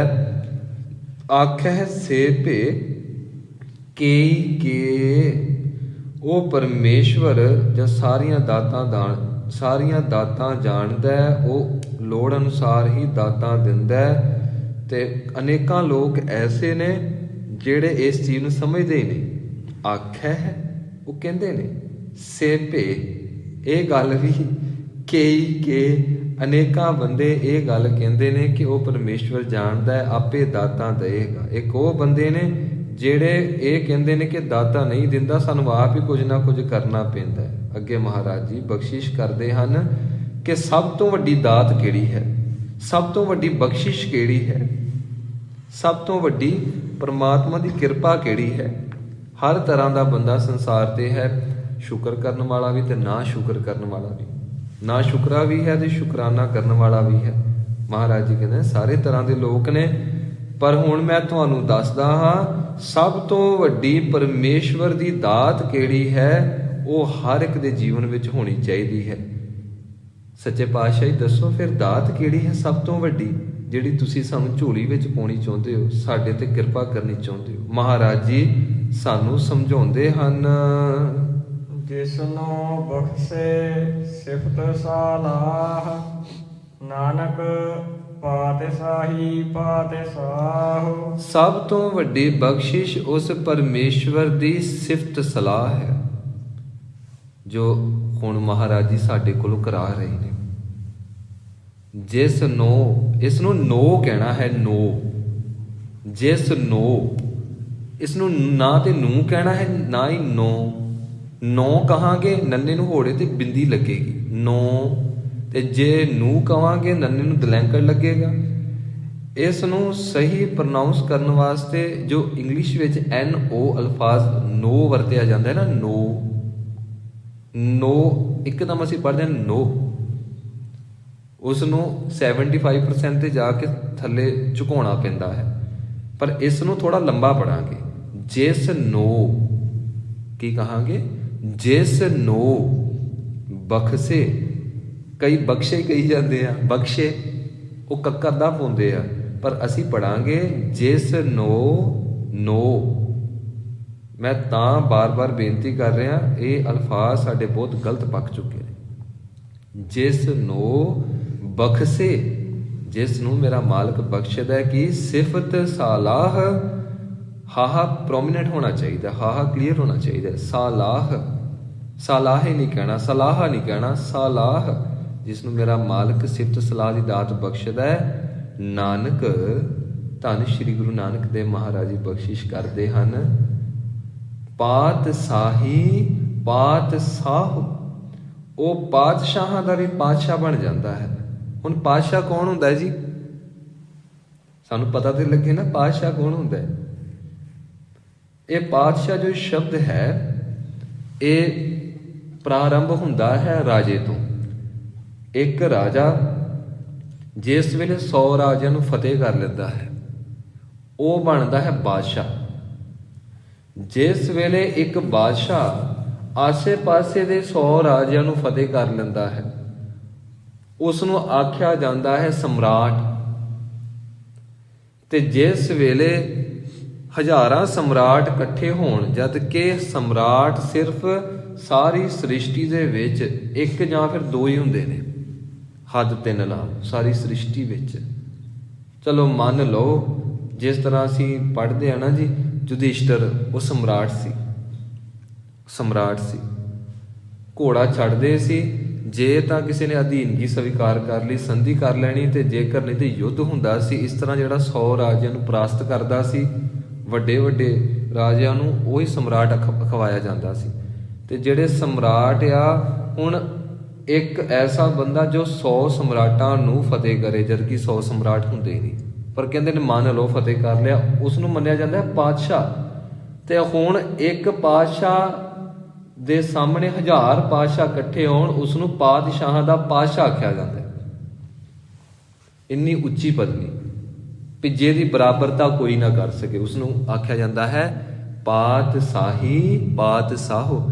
ਅਸੀਂ ਸਿੱਧਾ ਹੀ ਪੜ੍ਹ ਦਿੰਦੇ ਹਾਂ, ਜਿਸ ਨੂੰ ਬਖਸ਼ੇ ਸਿਫਤ ਸਲਾਹ ਨਾਨਕ ਪਾਤਸ਼ਾਹੀ ਪਾਤਸ਼ਾਹ। ਅਸੀਂ ਤਾਂ ਭੋਲੇ ਪੰਜ ਪੜ੍ਹ ਦਿੰਦੇ ਹਾਂ, ਪਰ ਮਹਾਰਾਜ ਜੀ ਕਹਿੰਦੇ ਨੇ ਇਸ ਨੂੰ ਪੜ੍ਹਨਾ ਹੈ ਨਾਨਕ ਪਾਤਸ਼ਾਹੀ ਪਾਤਸ਼ਾਹ।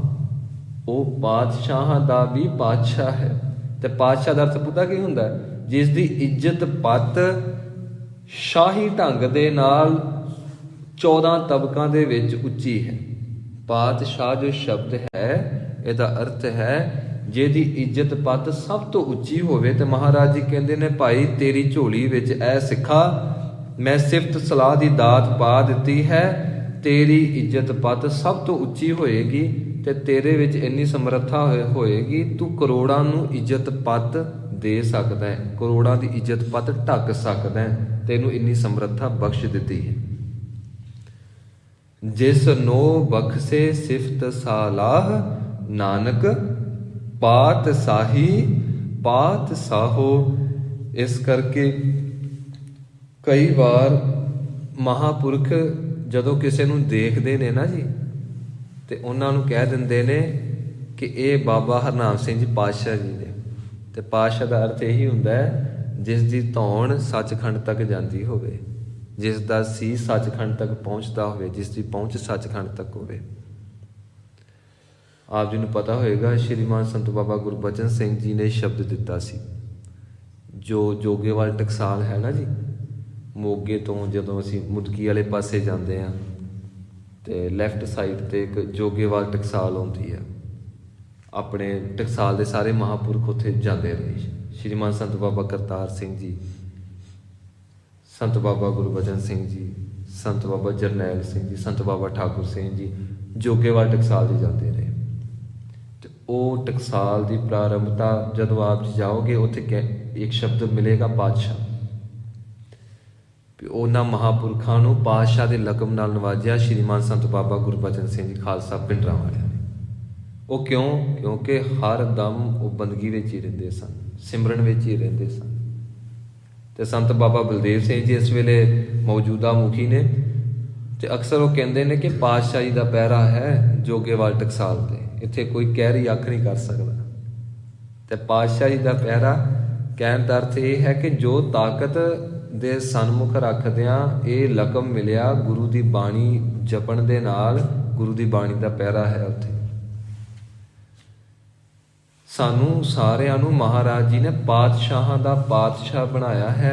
ਅੱਗੇ ਸਾਡੀ ਆਪਣੀ ਇੱਛਾ ਹੈ ਕਿ ਅਸੀਂ ਭਿਖਾਰੀ ਬਣ ਕੇ ਜੀਵਨ ਬਤੀਤ ਕਰਨਾ ਹੈ, ਜਾਂ ਫਿਰ ਵਿਸ਼ੇ ਵਿਕਾਰ ਭੋਗ ਕੇ ਇੱਕ ਗੰਦਗੀ ਦੇ ਵਿਸ਼ਟਾ ਦੇ ਕੀੜੇ ਦੇ ਵਾਂਗੂ ਜੀਵਨ ਬਤੀਤ ਕਰਨਾ ਹੈ, ਗੰਦਾ ਜਿਹਾ ਜੀਵਨ। ਕਿੱਥੇ ਗੁਰੂ ਨਾਨਕ ਦੇਵ ਮਹਾਰਾਜ ਜੀ ਦਾ ਬਖਸ਼ਿਆ ਹੋਇਆ ਪਵਿੱਤਰ ਜੀਵਨ, ਤੇ ਕਿੱਥੇ ਗੰਦਗੀ ਦੇ ਵਿੱਚ, ਚਿੱਕੜ ਦੇ ਵਿੱਚ ਜਾਂ ਵਿਸ਼ਟਾ ਦੇ ਵਿੱਚ ਰਿੰਗਣ ਵਾਲੇ ਕੀੜੇ ਦਾ ਜੀਵਨ।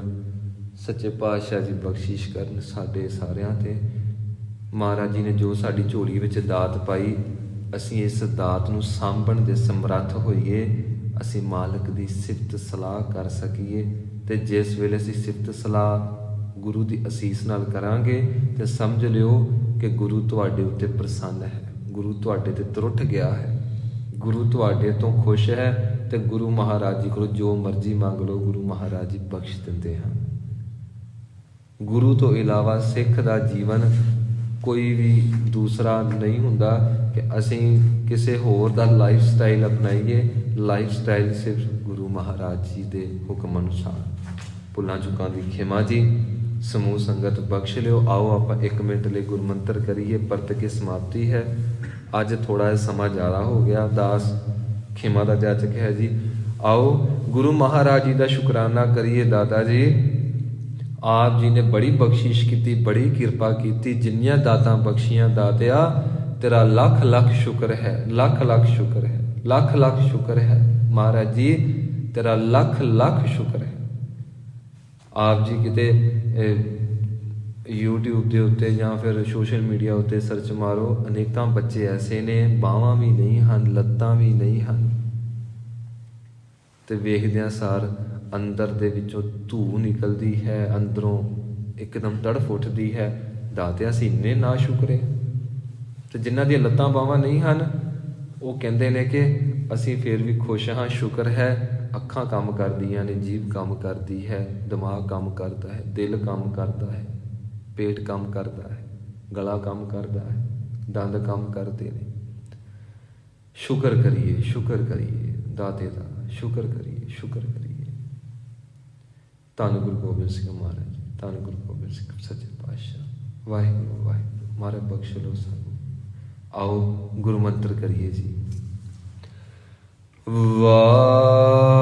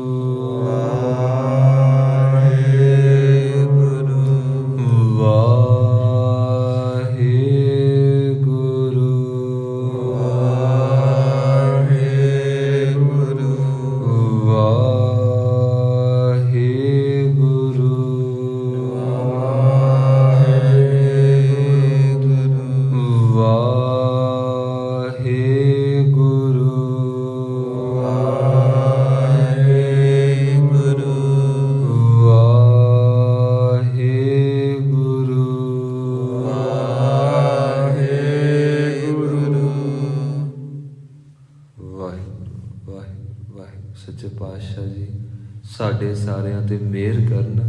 ਦਾਤਾ ਜੀ ਬਖਸ਼ਿਸ਼ ਕਰਨ, ਸਾਨੂੰ ਸ਼ੁਕਰਾਨਾ ਕਰਨਾ ਆ ਜਾਏ ਤੇ ਸਾਨੂੰ ਗੁਰੂ ਦੀ ਸਿਫਤ ਸਲਾਹ ਕਰਨੀ ਆ ਜਾਏ। ਗੁਰੂ ਵੱਲੋਂ ਦਾਤ ਸਾਡੀ ਝੋਲੀ ਵਿੱਚ ਪਈ ਹੈ ਸਿਫਤ ਸਲਾਹ ਦੀ। ਆਪ ਜੀ ਭਾਵੇਂ ਵਾਹਿਗੁਰੂ ਵਾਹਿਗੁਰੂ ਸ਼ਬਦ ਦਾ ਨਿਰੰਤਰ ਜਾਪ ਕਰੋ। ਆਪ ਜੀ ਆਪਾਂ ਸਾਰੇ ਇੰਝ ਮਹਿਸੂਸ ਕਰਾਂਗੇ ਕਿ ਜਿਵੇਂ ਅੰਦਰ ਇੱਕਦਮ ਪ੍ਰਕਾਸ਼ ਦਾ ਸਮੁੰਦਰ ਪ੍ਰਗਟ ਹੋ ਗਿਆ। ਭੁੱਲਾਂ ਚੁੱਕਾਂ ਦੀ ਖਿਮਾ ਜੀ, ਸਮੂਹ ਸੰਗਤ ਬਖਸ਼ ਲਿਓ। ਆਓ ਅੰਤਲੀਆਂ ਪੰਕਤੀਆਂ ਪੜ੍ਹਦੇ ਹੋਏ ਸਮਾਪਤੀ ਕਰਨ ਦਾ ਯਤਨ ਕਰੀਏ। ਜਿਸਨੂੰ ਬਖਸ਼ੇ ਸਿਫਤ ਸਲਾਹ, ਨਾਨਕ ਪਾਤਸ਼ਾਹੀ ਪਾਤਸ਼ਾਹ। ਜਿਸਨੂੰ ਬਖਸ਼ੇ ਸਿਫਤ ਸਲਾਹ, ਨਾਨਕ ਪਾਤਸ਼ਾਹੀ ਪਾਤਸ਼ਾਹ। ਵਾਹਿਗੁਰੂ ਜੀ ਕਾ ਖਾਲਸਾ, ਵਾਹਿਗੁਰੂ ਜੀ ਕੀ ਫਤਿਹ।